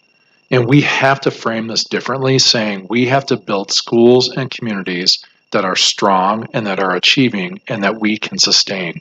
And when we do that, the sustainability piece happens because people will be knocking on the door and they'll want to get in and there may not be room. So we could build it the other way too. That's, of course, that's my optimistic way of looking at it. But when we can create that kind of energy, that kind of excitement that's based on results and real experiences, we're going to create not a competition, but we're going to create an excitement that people want to be part of. This is a movement for us. And yes, it's hard, and yes, it's painful for all the reasons that have been stated. But we truly have an opportunity to build and to create learning environments and communities that are stronger than they are right now. That's what the goal is. Thank you.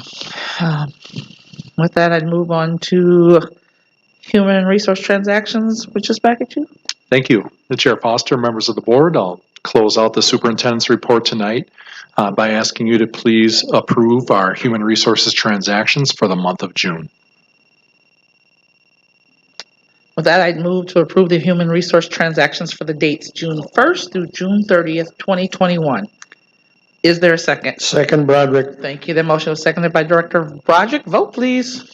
Director Cadillo? Yes. Director Ellis? Yes. Director Foster? Yes. Director Broderick? Yes. Director Vu? Yes. Director Allen? Yes. And Director Cott? Yes.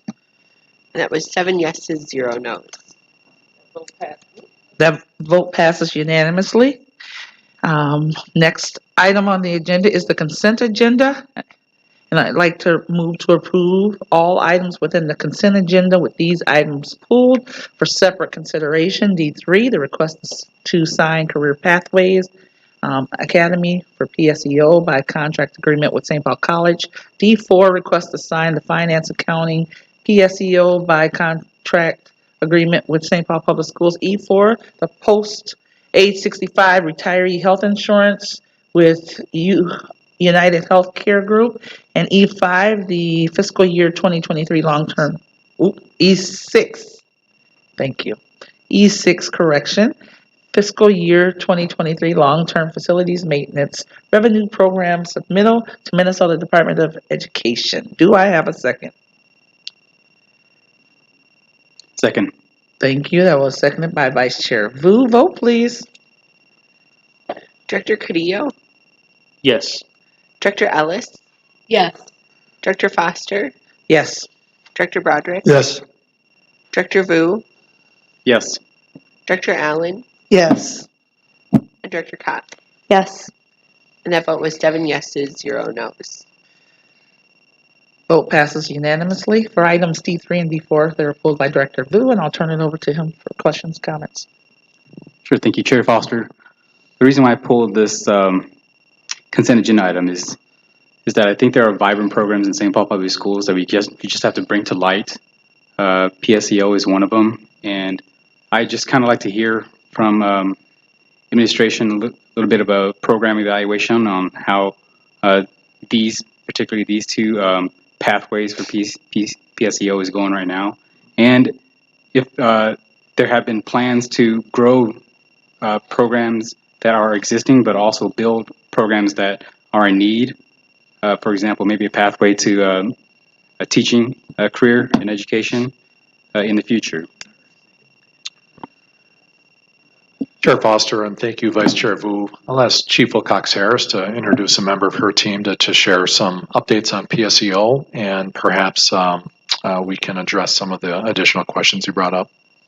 Chair Foster, directors of the board, Superintendent Gothard, I'd like to introduce Kathy Kittle, who has been a long-term employee of St. Paul Public Schools. Her title is Supervisor for Career and Technical Education, and she has vast knowledge about this work and will share with you some of the highlights, as you put it, some of the aspects of our work that could be brought to light for the public. Kathy? Thank you, Chair Foster's member of the board, Superintendent Gothard, and Dr. Wilcox Harris. I thank you for allowing me the time today to come before you to talk about the extensive partnerships we have with St. Paul College and other colleges in our area. So one partnership provides high school students with an opportunity to earn college credit while in high school is through course articulation agreements, and then concurrent enrollment, and then PSEO by contract courses. In recent years, due to the work of OCCR and specifically the work of Bree Galeska, we have doubled the number of concurrent enrollment partnering colleges and now represent agreements with private and public universities, Minnesota State colleges and universities like Mankato and St. Paul College and a tribal college. All 7 of the comprehensive high schools, as well as Agape and Gateway, offer concurrent enrollment classes currently. In 2019, the combined savings to students and families from taking PSEO and concurrent courses while in high school could be calculated to be $2.3 million. All students, regardless of high school, may apply to the concurrent enrollment PSEO by contract course that's offered at the Career Pathways Academy, which is on St. Paul College's site. Building capacity to grow additional concurrent opportunities for our students, 55 teachers are now enrolled into the graduate level courses they need so that they too can be certified to teach the concurrent enrollment courses at our schools. So concurrent enrollment directly benefits our students. So taking the college course in high school under the support of a high school teacher changes things for students. It helps them build that confidence that they need to prove to themselves that they are college-going material, that they can do this, they can be successful in a college-level course. So concurrent coursework helps students prepare for college and career through this. It saves students and families tuition dollars by allowing them to take the college course while in high school. And it's a concurrent enrollment course is transcribed on the high school transcript as well as the college transcript, which makes it easier for students to go into the colleges and then also supports them as they might transfer from college to college. So St. Paul College is our consortium partner for the Career and Tech Ed federal Perkins dollars. The collaborations that stem from this are extensive. For example, next week we're going to be offering 16 teachers to attend a training that will be hosted at St. Paul College. And it will be for geometry and algebra teachers, both at the college and in St. Paul schools, where they'll explore methods for providing students direct connections on how core content can be used within the current construction field. So regarding the Career Pathways Academy and the CNA course that was part of the consent agreement today, the PSEO by contract course has many benefits for the students and families, as well as the community as a whole. We need to offer PSEO by contract courses as we don't have the teachers who have the right certification to offer that college credit concurrently, which would be cheaper. So for that class, you need to have an RN degree.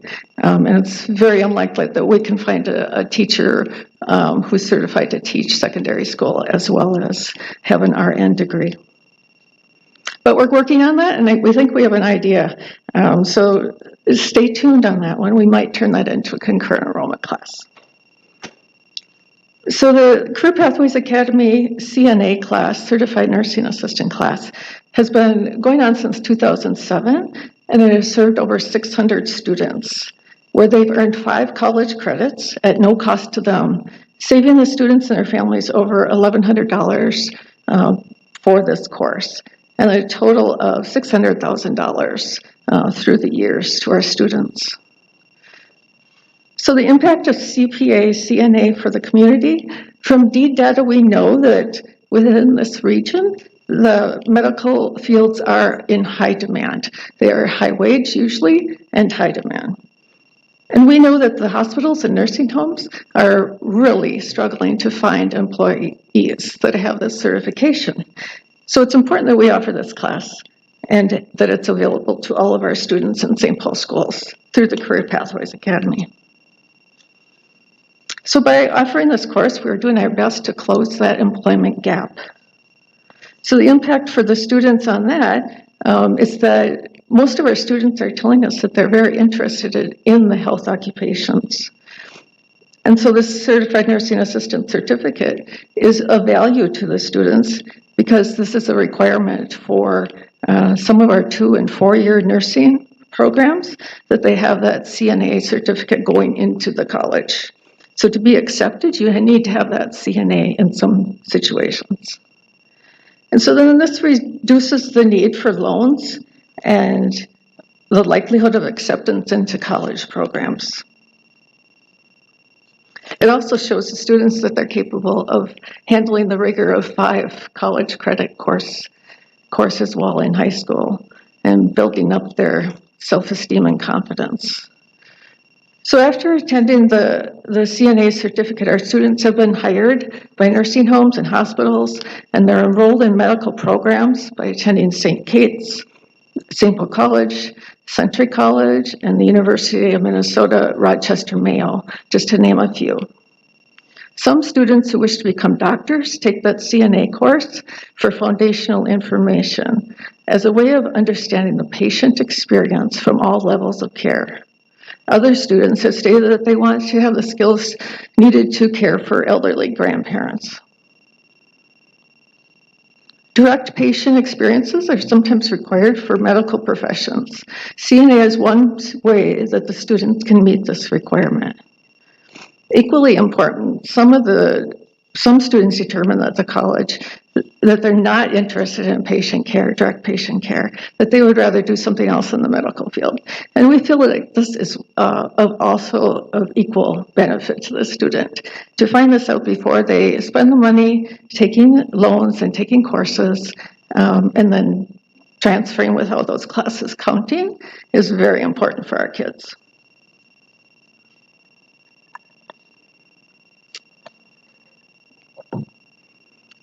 So one other St. Paul College partnership that has been developed through the years and is another board agenda item before you today, the Como Academy of Finance PSEO by contract for the 4 credits of financial accounting.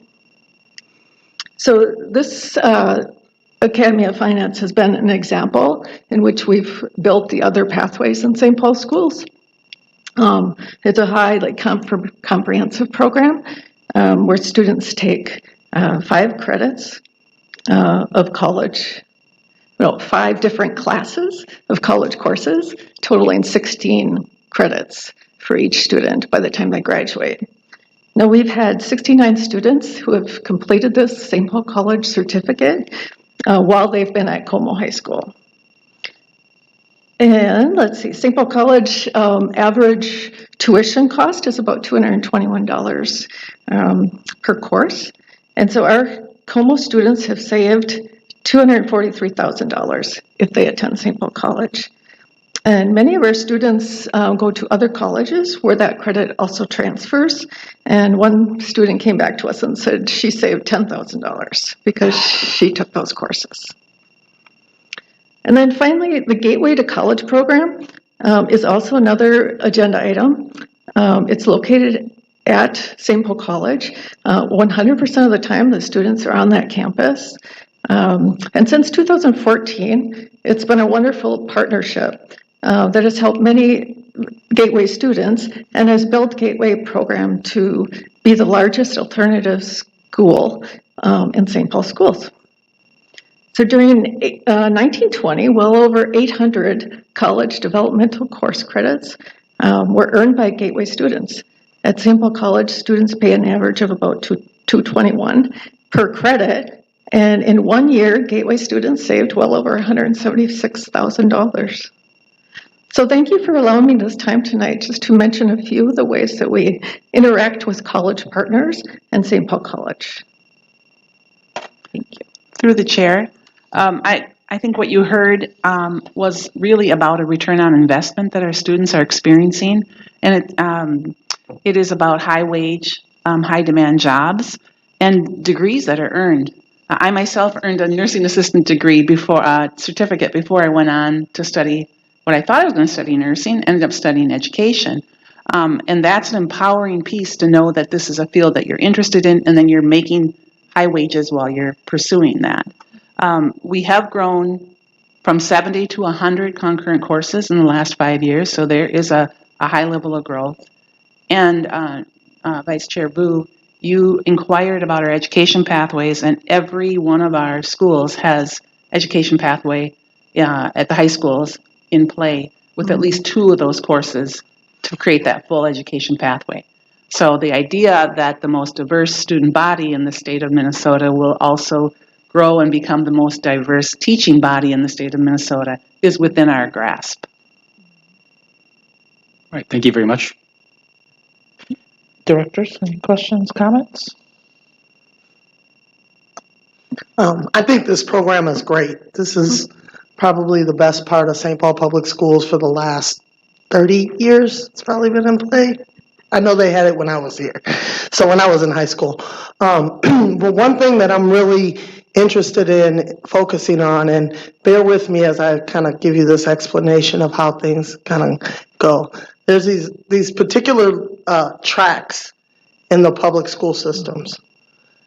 There's the special ed track of students that are legitimately diagnosed and in the special ed track, and they go on to Focus and Beyond and get extra life skills and such that will lead them towards success. Then there's the intelligent special ed kids that are suffering from behavior problems, but have the intellect to be successful. They don't necessarily have a track. And then the next level, which is the lower gen ed kids that are kind of on that same track. Gen ed kids with extra support can actually be successful in a PSEO class. Kids that are above average, AP level, IB level, they definitely are successful in a PSEO class. What I'm looking for is those tracks and opportunities in this particular program that provide skills for those students that are in that high level, they're special ed, but they have high level intellect.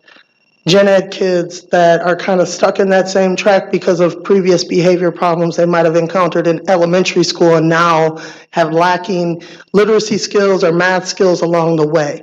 And I target in on that because I'm looking at the school to prison pipeline.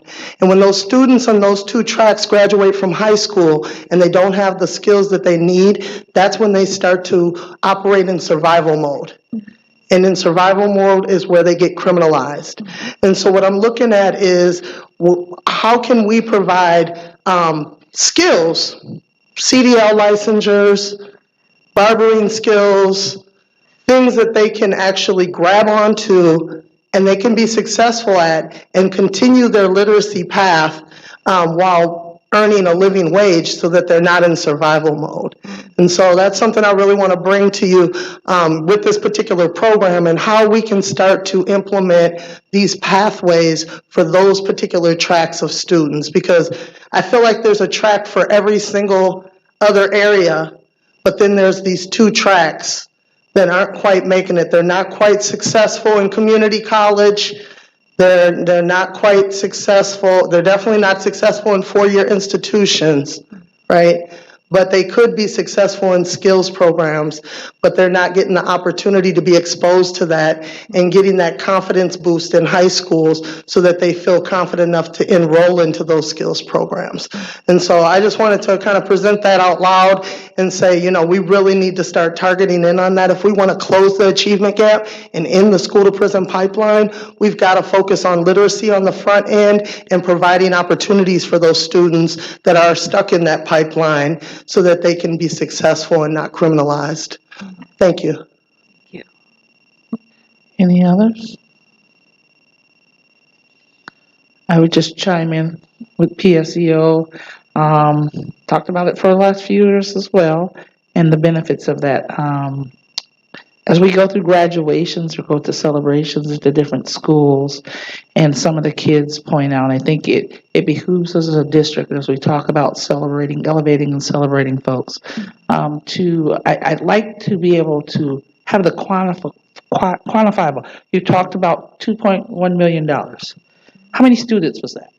You know, how many students are graduating with a 2-year degree? How many students, as we, in our last meeting, one of our C members has gotten her certification, and when she gets done, she will be in the trades making $35 an hour. What does that look like that we're talking about? St. Paul does a lot of great work, and we don't toot our horn enough for the work, the partnerships that you all build and maintain is essential. So speaking to Director Allen's piece of that too, is, you know, the last couple of years, we really daren't give there, it's not in the room, but there has been some really intention about really looking at, there are these pathways in SPPS, but there's a pathway for every child in SPPS. And that's what we want to hear and know. So thank you all for your work.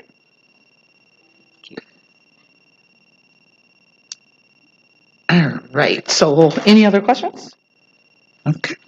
With that, I would move, let's see, I would move to approve item C3, request to sign Career Pathways Academy PSEO by contract agreement with St. Paul College, and D4, request to sign the Financial Accounting PSEO by contract agreement with St. Paul College. Do I have a second? Second that.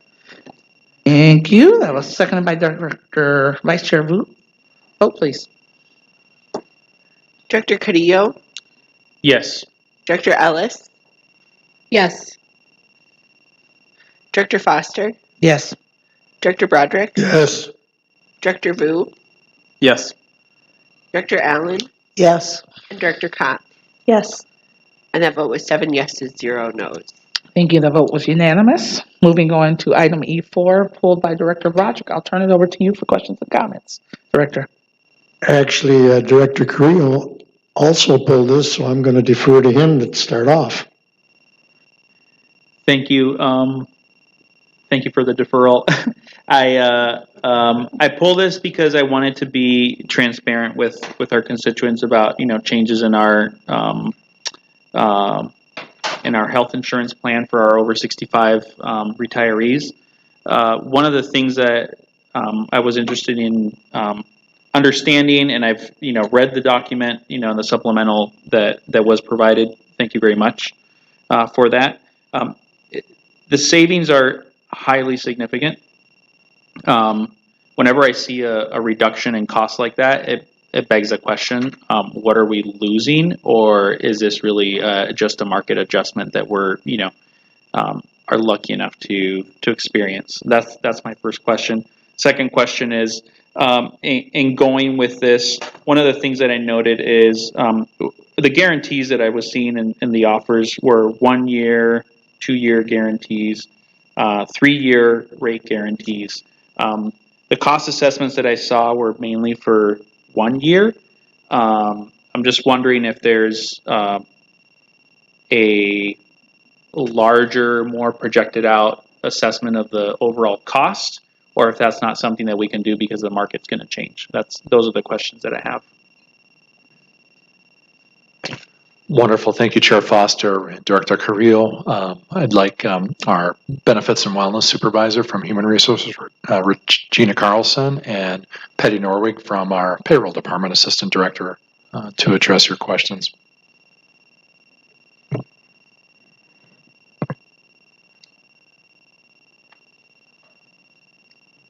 There we go, I figured it out. All right. Good evening, Madam Chair, members of the board, and Superintendent Gothard. I am Gina Carlson, the Benefits Manager for the district. I've been in this role for about 9 months now, so I'm still learning, but happy to be here tonight to talk more about this. And first, just want to say how much we value these retirees. And there's nearly 3,400 of these post-65 people that we are here. We value their contributions, and my goal as benefits manager for the district is to not only provide our current employees, but also the retirees with the best benefits available to them while ensuring the district's financial stability. As after all, after salaries, benefits are one of our biggest expenses as a district. So to answer your questions through the chair, Director Carrillo, so essentially, what we are seeing is there's been some changes around the Medicare market in Minnesota, hence the significant savings that UHC is able to provide. Until this last year, UHC was unable to be in the Minnesota marketplace, and so we are able to reap their broad network, which they have expanded, of course, across through the nation, and get the experience that they have, and also they're attempting to break into the Minnesota marketplace a little bit more, so we are able to reap those benefits. As for the 3-year rate change, what we will see is obviously a $6.9 million savings this first year, and with a 3-year guarantee, there will be no change in the cost over those next 2 years, which I would say if we're comparing costs from this year to year 2 or year 3, we're still going to have that $6.9 million savings, which is great. We won't see an increase from year 1 to year 2, but it will still be a savings over what we have now. So, A follow-up question on that. Does this mean that in 3 years we're going to have to receive another offer that the board is going to have to decide on, or is this coming year to year? So yes, we will actually, typically what the best practice is to do an RFP within every 5 years. At year 3, we will evaluate, we'll receive proposals. We'll most likely do another RFP, especially with the change that we're currently seeing in the Minnesota marketplace. And we may have the ability to get a different offer from another company. Aetna is another one, Humira is another one. We received bids from from 5 vendors and asked a few more. And so as the market changes in the next few years, we're definitely going to keep an eye on it, and we'll most likely do another RFP at that time. Thank you. Thank you. Director Roger? Yes, thank you very much. And thanks for those questions, Director Creel. And thank you for opening up by saying that the post-65 retirees are a valued part of our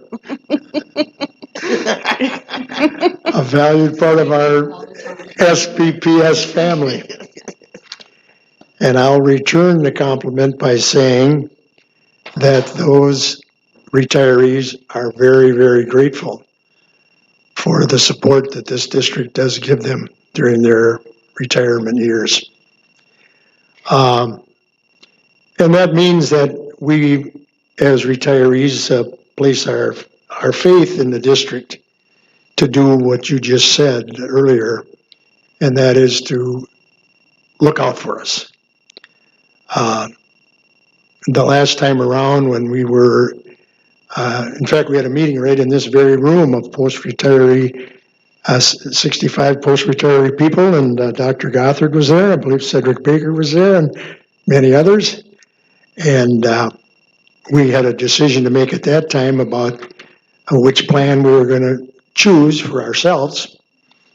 And at that time, I think everyone understood that, in a sense, the district is the client of the vendor.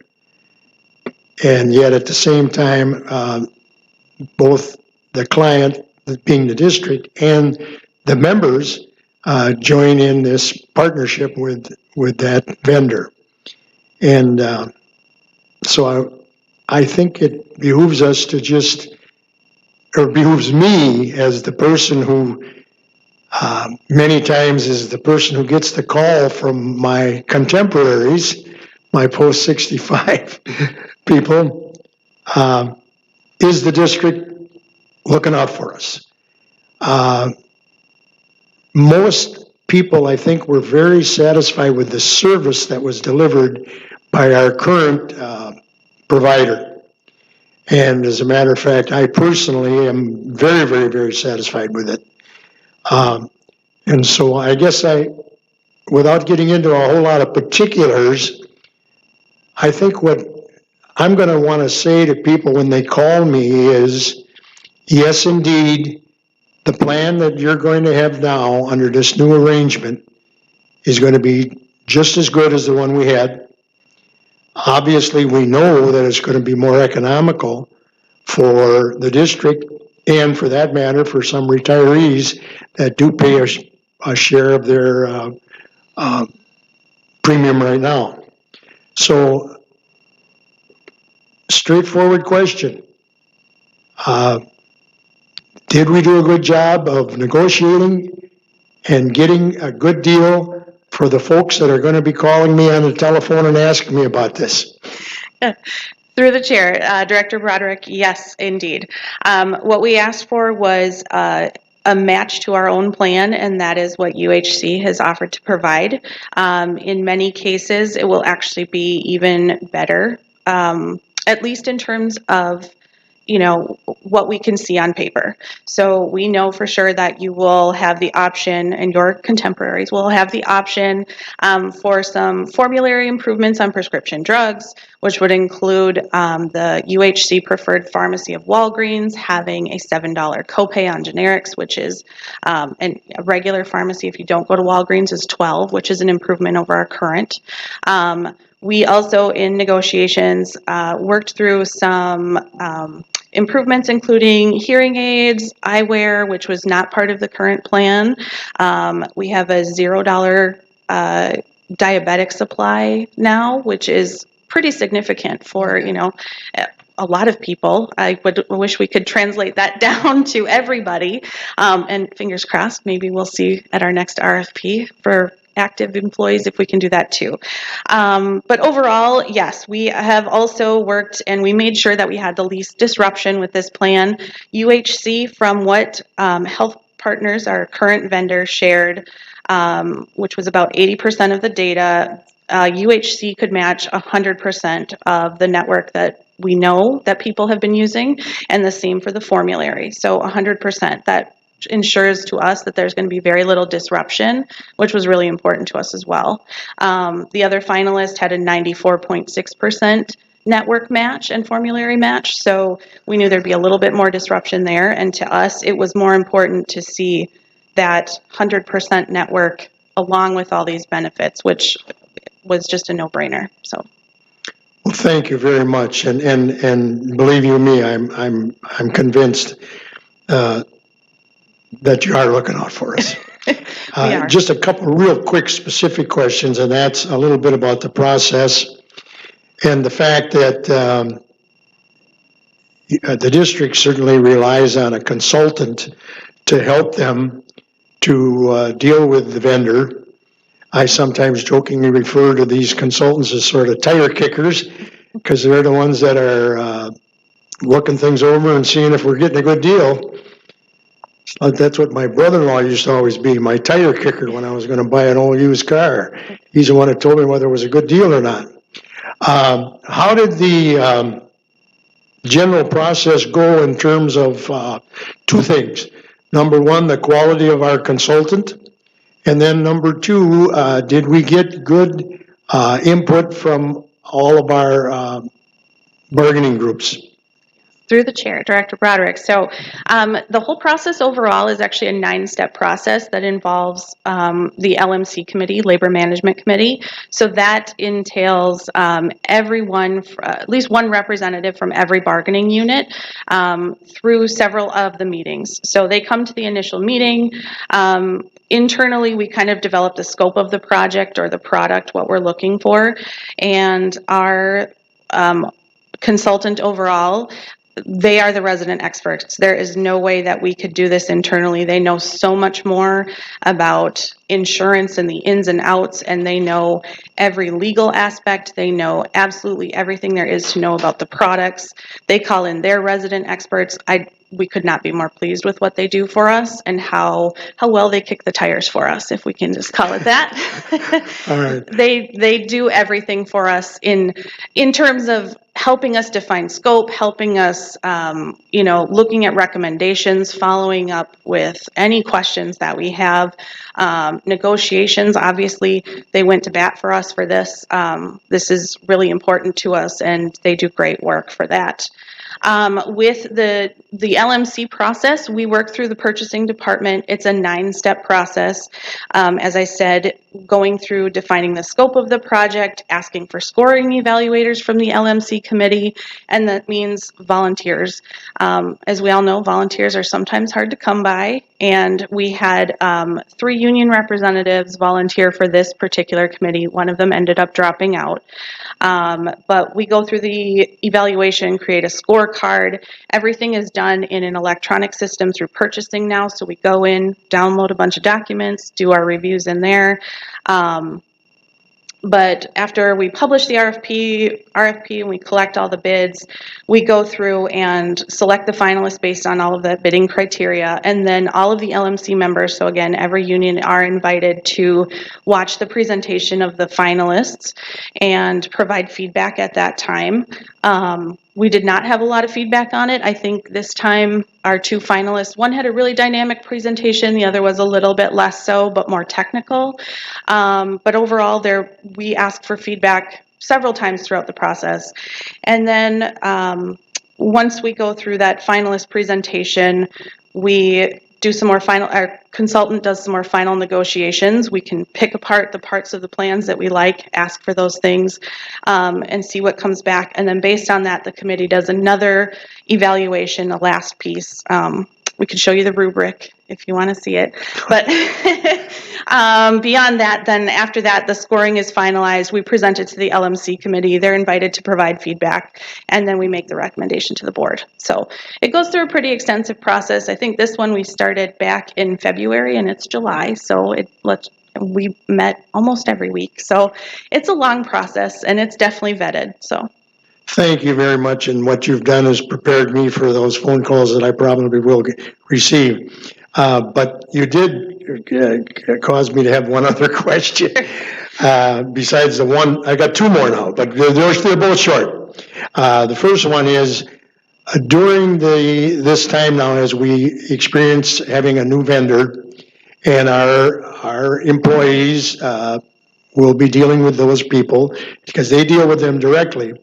But I'm sure that your department fields a lot of questions, and if I may use the word, complaints from people that are directed to you. How do you handle that in terms of dealing with the vendor, because you folks are really the people that are paying the bill? Yeah, through the chair, Director Broderick, we actually, as you know, Chantel usually gets the first call, and if it escalates, it comes up to me. And if it goes to me, it'll probably go to Patty and probably also our consultant if we need to go that far. With the changeover, we do have a dedicated implementation team.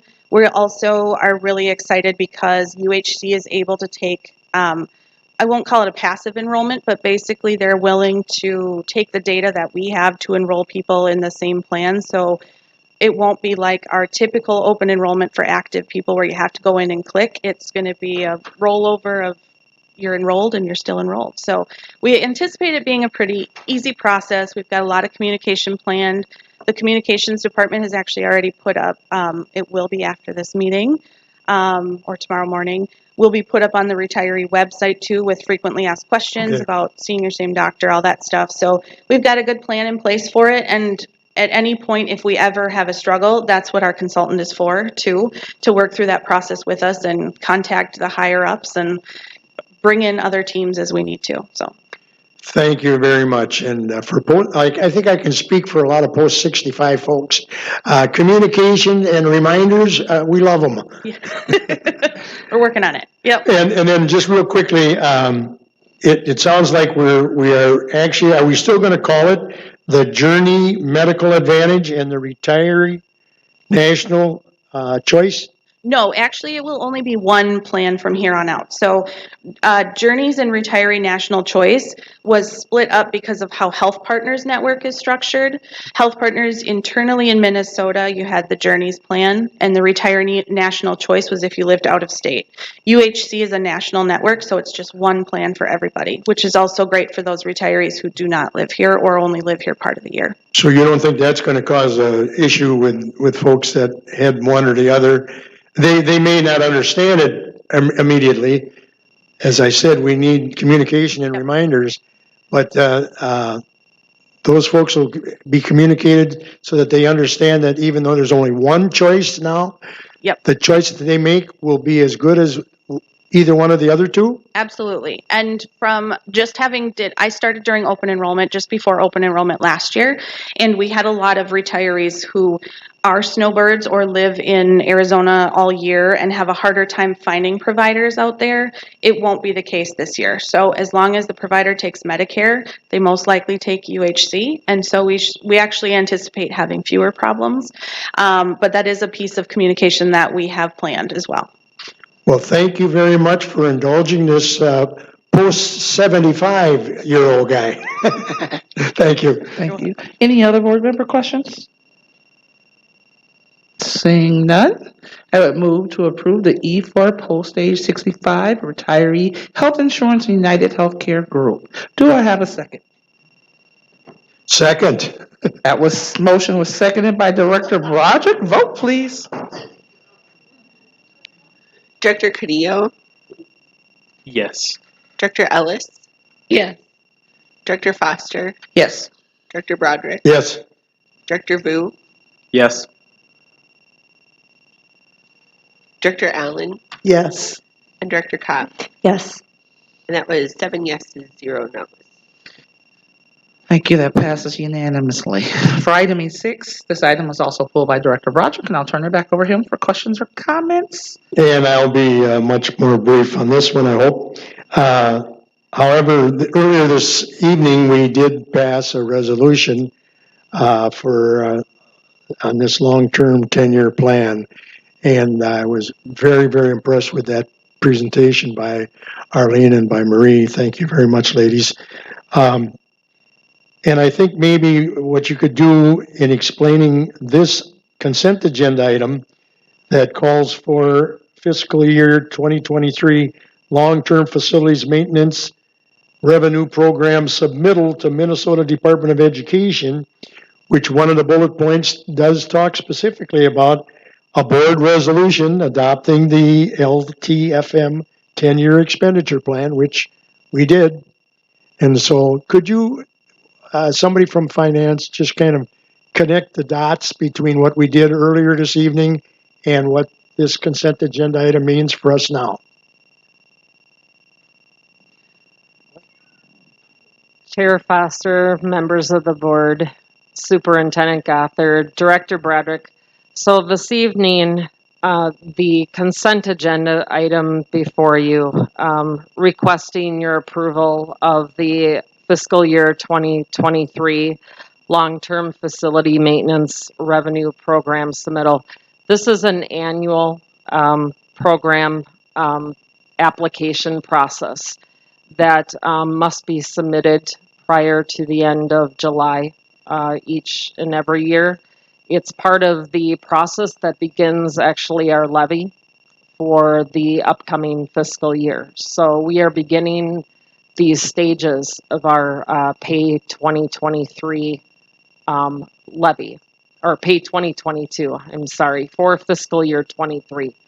So the materials in front of you within this consent agenda item include all of the bulleted items that you have seen in the board book, which include the expenditure listing by our 10-year plan, the revenue spreadsheet. There's a board resolution that you had approved earlier that links that intent to sell bonds in the future for board acknowledgement. And then also a statement of assurances that the superintendent will sign off on upon board approval. And then adopting this 10-year plan. Again, the 10-year plan, we do come to the board at times to revise the current year budget and expenditures for LTFM, depending on the categories throughout the year that we spend. So again, this evening, it is submitting that application to the commissioner to meet the July deadline.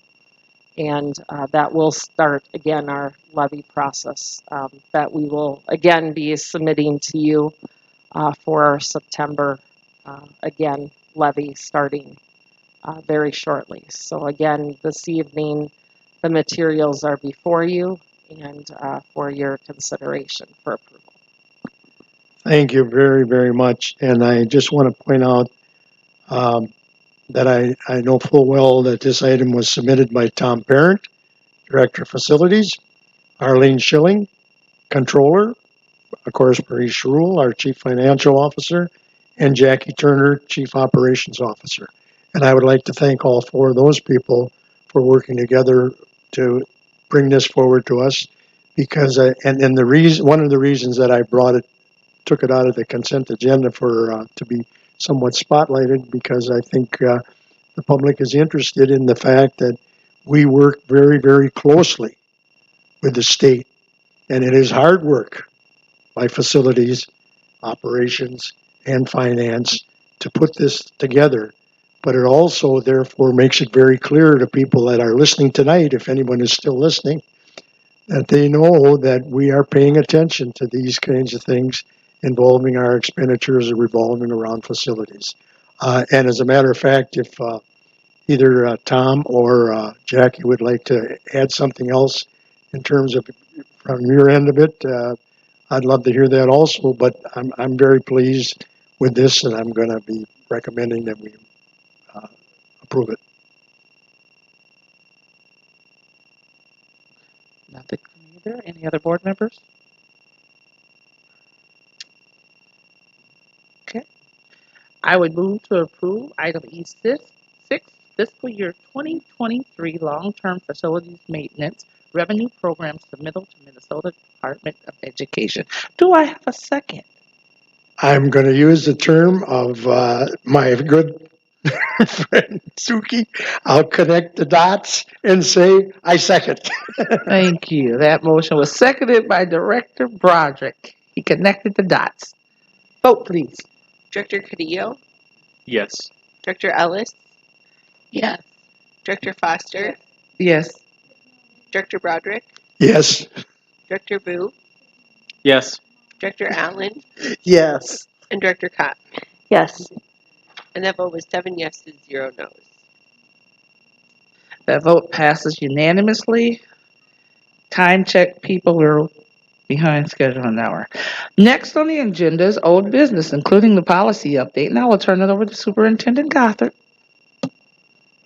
Thank you, Chair Foster, members of the board, and thanks to the policy work group tonight. We have two policies for your review that are in their second and third readings, and I'll turn it over to Chief Baker to begin tonight's presentation. Thank you, Dr. Gothard. Chair Foster, members of the board, we will try our best to be as brief as possible during this process. But I would like to turn it over to Director Olson, Security and Emergency Management, to take us through the third reading.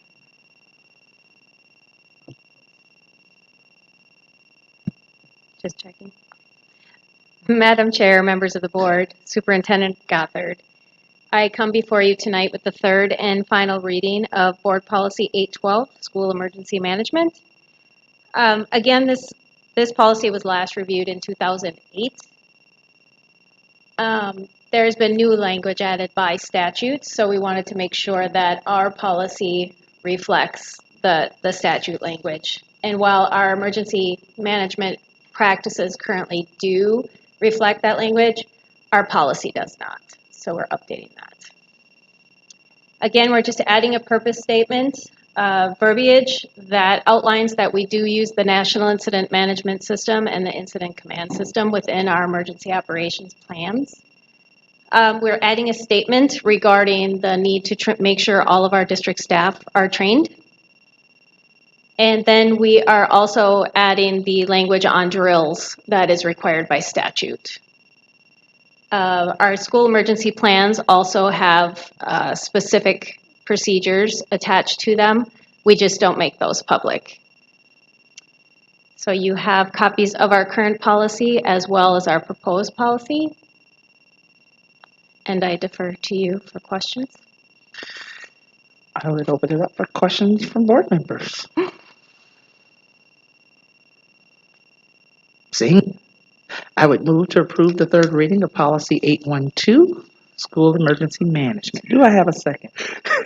Second. Thank you. That was seconded by Director Carrillo. Vote, please. Director Carrillo, Yes. Director Ellis, Yes. Director Foster, Yes. Director Broderick, Yes. Director Boo, Yes. Director Allen, Yes. and Director Cott. Yes. And that vote was 7 yeses, 0 noes. That motion passes unanimously. We'll move on to the other policy, and I'll turn it back over to you, Dr. Gothard.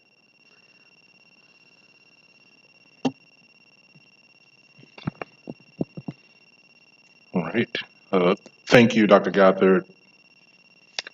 Chair Foster, members of the board, I'm here to talk about new policy, policy 619.00, student fundraising. This is our second reading. We are proposing to create a new policy around student fundraising, and the reason being, I'd just like to highlight a few reasons. First, to establish parameters for student fundraising sponsored by a school district, a school staff, or student activity groups. Currently, we only have a policy around charitable giving and campaigning, but no policy that addresses fundraising for students at the building level. Because of no policy, we have had issues on oversight inconsistencies across buildings, compliance issues on how funds are handled, and we have to account for every dollar raised. This policy would allow us to put in check and balances for fundraising at the school building level. The policy is broken down into 8 sections. The first, purpose. Second, general statement of policy. The key takeaways for this section is that student fundraising activities must be compatible with the best interests of students, staff, and community, not detract from curricular activities, and comply with all federal and state laws governing the holding and use of funds raised. Definition section. The general requirements for all fundraising. The key takeaways for this section. The sponsor is responsible for obtaining permission from the principal or site administrator, instructing students regarding fundraising activities, conduct, and reporting the results of the activity to the principal or site administrator. All student fundraising must be for the benefit of a school-sponsored activity. Students' fundraising may not inure to the benefit of an identifiable student or employee, and no student will be denied the opportunity to participate fully in any school-sponsored activity because the student or the student's family did not participate in fundraising. We will continue with the fundraising for curricular activities. The key takeaways from this section is no fundraising activities may commence prior to approval by principal, site administrator, and/or assistant superintendent. The next section is fundraising for co-curricular and extracurricular activities. The key takeaways here, Is no fundraising activities may commence prior to approval by a principal or site administrator. The exceptions can be applied to school stores, charitable giving campaigns, and concessions. And then our responsibilities section, policy applies to all employees and students of the district. Principal site administrators are to inform, report all fundraising activities to assistant superintendents. Assistant superintendents are to inform the superintendent, and superintendent is to inform the board. There is a copy of the policy, and that ends my presentation. We'll open it up for questions. Seeing none, we'll move on. Thank you very much. Move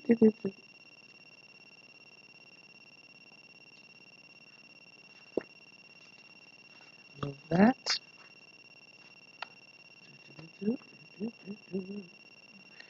All right.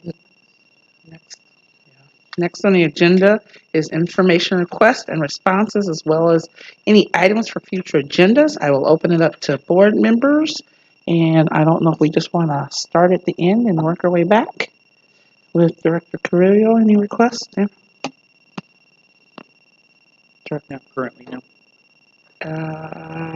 Director Cox? No. Director Allen? I did wonder, how do we measure outcomes for Freedom Schools? Do we? And can we have a report back? Through the chair, yes, and that will be part of the summer school S-term report that will come in September, October. Just Okay. when we can get on the board calendar. But the data is separated, or it's just all grouped together? It is separate, but Oh. we're presenting it together. Okay, no, thank you. Director Broderick? No questions. Director Ellis? Director Vu? No information request. And my only information request would be just looking at, as we're moving into the school year, lots of questions coming in about masks, about what we are going to be doing, if there's going to be a distance learning option for our pre-K 8. So those would be some of my requests, is getting that information and how we're getting it out to families so that they can make decisions for the fall. And I believe there's a resolution that this board did for you, Dr. Gothard, we should probably talk about too at some point. The resolution you're speaking of was not renewed at our June board meeting. Okay. So there is no resolution at this time. I mentioned earlier a little bit that I would be, we're collecting information right now and trying to gather as many guidelines as long as they're current, and bring to you at our committee of the board meeting on August 10th. If we have any recommendations that we're requesting your action, I will let you know before then, so that you know that we'll be potentially voting on something at our COB. Thank you. Next is the Board of Education reports and communications, and I will open it up to board members. And I'll just turn your light on and I'll see. Director Cobb. Well, I usually have something to say, but I've been trying to take it easy here in July. But I'm looking forward to going to read at Freedom School next week, and some things coming up in August that I'm looking forward to. And so I hope others are enjoying some joy and rest here this summer and staying cool. Director Broderick. None. Turn your light off. Director Allen. I had the privilege of being at Harambe at Freedom School this morning. Due to the pandemic, I used to be an early riser because I was in middle school and high school buildings. But due to the pandemic, I'd been sleeping till 8:30, 9 o'clock. And so I was a little tired when I walked in. But that atmosphere is so amazing that I really just wish that there was a way to bring that into every single building. The way the staff are excited about education, the way the students are excited about education is just unbelievably amazing. And so I had a great day today because of that. I also am looking forward to working with folks around school supplies and back to school and that kind of stuff coming up. So I've been meeting with different community partners and getting prepared, thinking about not just the physical of getting prepared for school, but getting our students excited for education and excited for school. And so I have a couple events that I'll be doing in August and then in September to kind of get students back excited about literacy in school and learning again. So stay tuned. Director Vice Chair Booth. Yes, I had one activity to report on. Last week, July 15th, I had an opportunity to attend the Future Leaders in Sports leadership program at Humboldt High School and learned a lot about our students and their summer activities. St. Paul Public Schools, we don't rest. We go 12 months a year. And these adults and teachers, coaches, volunteers, and students, they were having a blast. They were. And I was only there during the field activities. And from what I saw, it was like summer camp. And they were having a blast. And I'm glad that they're experiencing that right now, and I sure hope that they carry that forward into our school year, but heard a lot of great things. One is that program is normally at Hamline, I believe, and they had to change over to Humboldt. They weren't quite sure of it, but once they got onto the field of Humboldt a few times, they loved it. It was just the right thing for their program. They weren't quite sure about their volunteer group that were coming to help them this year. I think they came from AmeriCorps. Those young students just came in and led. And that was great for our students. Integration of college career readiness, and one thing I want to mention is that there were some ninth graders there who were there for credit recovery as well. And I just got a lot of good feedback from teachers who said, it's great that our ninth graders are out there in the field working. They came back into our classroom, they're ready to recover some of those credits. And I love hearing that. I love hearing successful programs in the St. Paul Public School system. Director Vu, I actually managed to go to the recognition ceremony. So, and it was really a wonderful time to listen to our young scholars, our young leaders, really take onus, just in the atmosphere. And I've been to these through several years. Their mentor, one of their coaches who was not there this year, actually showed up for this piece as well. Just speaks to the dedication and commitment and the pride of watching these youth be successful. But it was really powerful watching the confidence of students get up to the microphone and talk about what they learned and what that meant to them. And that's what we talk about, inspiring folks to love learning. The credit recovery, as we talk about credit recovery, those students just being really proud. And I also want to say thank you to the families, because we know oftentimes just getting kids to get up in the summer and get there. So to the staff who stayed positive, held the kids accountable, but created just this warm, positive, encouraging space for kids to get that. It's always just a beautiful thing to see. I look forward to being over at Freedom School next week. They are technically a hot commodity now, you guys. So when that sign-up sheet comes out, y'all need to sign up, or you might get pushed out of a couple sessions. So with that, I would also, to our Muslim brothers and sisters, I want to pronounce Mubarak. I always never Mubarak. Okay. Just to that. Do you have something? And I will pass it over to Director Ellis. Okay, so I got to be at Freedom School last Wednesday, and just the singing and the dancing, I was like sweating in there. And then, when you say good morning, the party starts. and that's really great energy. I bring my own books to Freedom School because I have a collection, and I was told that they hadn't heard that book before. It was called The Invisible Me by Alan Page and Cami Page, and I told them that I had met him, and they were like, and a few of the students knew who he was, and so it was really fun. One of the things that I asked after reading was, Like, what are 10 things about Freedom School that people don't know? And so I started a list, and then Dr.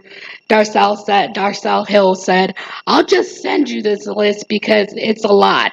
And I want to go through the list because, to the point of celebrating the things that we do, a lot of people do a lot of hard work to pull programs together for our students, and our families show up to make sure that our kids show up to Freedom School at the 2 locations, right? And I think that's really important. And so the first item on the list is that Freedom School is research-based, local, and nationally award-winning educational model. It has site visits and receives guidance from SPPS programming, several new community organizations and school districts. Freedom Schools are led by former SPPS Freedom School staff. Our amazing scholars and their families see themselves represented in the curriculum, books, materials, and educators who are leaders, mentors, and positive role models. Supplies enriching and culturally responsive academic standards, infused instruction in the arts by reputable artists, producers, fine art professionals, and specialists. Scholars' knowledge, voice, creation, and performances are highlighted at the end of the summer grand finale. Chosen as national partners with the Boeing Company, 3M, PBS Learning Media, Twin Cities Public Radio, Hero Elementary, to offer culturally responsive STEM education for K through 12. These hallmark partnerships come with significant financial resources and staff to help support. Other STEM programming includes coding and STEM project-based learning labs and kits. Freedom School Summer and Freedom School Express after-school programming were offered virtually, while most youth services and extended day learning programs were closed during March 2020 and spring 2021 throughout St. Paul Connects, Community Ed, and City of St. Paul, and sponsorship of St. Paul Promise Neighborhood, Twin Cities Public Television, Keen Sense of Rhythm, Minnesota Chill Foundation, Unity Unitarian Church, and St. Paul Black Interdenominational Ministerial Alliance were all part of this, the virtual learning during the year. And then that Freedom School Recovery Program, Credit Recovery Program for African American males during summer 2021. Office of Teaching and Learning approved the integrated reading curriculum as an English credit recovery class, co-sponsored by the Department of Alternative Education, Counseling Department, and Community Ed. Several community organizations, funders, and leaders are committed to serving as mentors and helping students develop as speakers and educators, such as Black Men Teach, Men of March, Men Are Responsible for Cultivating Hope, and Minnesota Office of Higher Education. And Get Ready program for St. Paul Promise Neighborhood and historical Black Greek colleges and universities and fraternities. Oh, there's more. I know, you're all like sitting there at the edge of your chairs just waiting for more. Applied academics with social emotional learning initiatives, Change the World Challenge, and then field trips, health and fitness, college and career pathways, urban gardening, healthy snacks and cooking, board games, chess club, St. Paul Parks and Rec, St. Paul Public Libraries, Bookmobile, Minnesota Twins, Wiffle Ball. I didn't know about that. Dr. Hill didn't mention that. Strong and committed community leaders and SPPS administrators, Board of Education directors, and other district personnel serve as volunteers in the program. And during summer 2021, we are hosting virtual parent orientations and empowerment workshops, co-sponsored by the Office of Family Engagement and Community Partners. We give free prizes from local community organizations, family businesses, and teen entrepreneurs for parents who register and attend the live sessions while quantities last. Parent orientation and empowerment workshops are also recorded and archived. Freedom School servant leaders engage in a week-long national licensing process through the CDF Ella Baker Child Policy Institute and local professional development. The Freedom School serves as pipeline for licensed staff and administrators and support services for educators of color within SPPS. This summer, we partnered with SPPS and Suter program and the University of St. Thomas. So Dr. Hill gave lots of information. I mean, so much information. But to that point, like, this is a program within St. Paul Public Schools, and I did not know this, that they were doing all of this work through the school year. And I think that does a disservice to a program that does a lot of work and has a lot of moving pieces into it. And I'm sorry, like, I know you're over there chuckling about the amount of the information, but this is really important, and people need to know that it's happening. And it doesn't do the people who are part of Freedom School, it does them a disservice if we don't acknowledge it. And so it's really important that we do that. I'd like to thank everybody at Freedom Schools at Capitol Hill, Rondo, and at Hazel. It really is like one of my favorite things to do during the summer.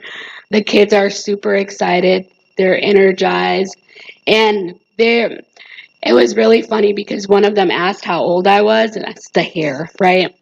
And I was like, I'm not 100. But then he said I was 35, which is younger than what I am. And so, like, yay. But one of the things that he said was, I know that you're the guest reader, and I love that we have guest readers every day. And I don't want us to not acknowledge our importance to showing up for our students.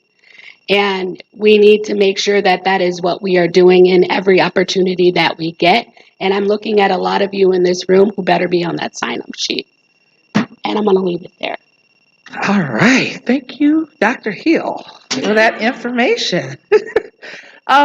So, I thank you guys for getting back on track. We're about to close this out, but I will take a point of privilege as the chair of this board. What you shared about Freedom School and all the different volunteers and organizations. I think I can say on behalf of this board that we really need to acknowledge the volunteers and partnerships and collaborations we have in community that really help make and move this and support our staff and students and their families. So shout out to those, particularly during this time of COVID, to those organizations who stepped up, did not step back, but dug in and put their boots to the ground with us for the success of our students. Thank you. And I would say to those out there, if you don't know if that was you or not, come talk to us. We'll make sure we get you a shout out next month. But we got a roll for you. So with that, anything else? No. Thank you, everyone. Next on the agenda are our future meeting schedules. The future meeting can be found online at www.spps.org/BOE or by calling our board secretary at 612-434-1105. As a reminder, our next committee of the board meeting will be held on Tuesday, August 10th, beginning at 4:30. Our next regular meeting will be held on Tuesday, August 17th, beginning at 5:30 with public comment, followed by the start of the meeting at 6:05. Please view the board website for updates. To be added to the mailing list of public notices, please contact our board secretary. Anything else? With that, I would move to adjourn. Do I have a second? Second. Anybody out there want to second this? Second by Director Ellis. Vote, please. Director Carrillo, Yes. Director Ellis, Yes. Director Foster, Yes. Director Broderick, Yes. Director Vu, Yes. Director Allen, Yes. and Director Kopp. Yes. And that vote was 7 yeses, 0 noes. That motion passes unanimously. Would like to thank you all, those who you stayed on. Thank you to this board and to the staff here. The time is now 10:23 and we are adjourned. Have a good evening.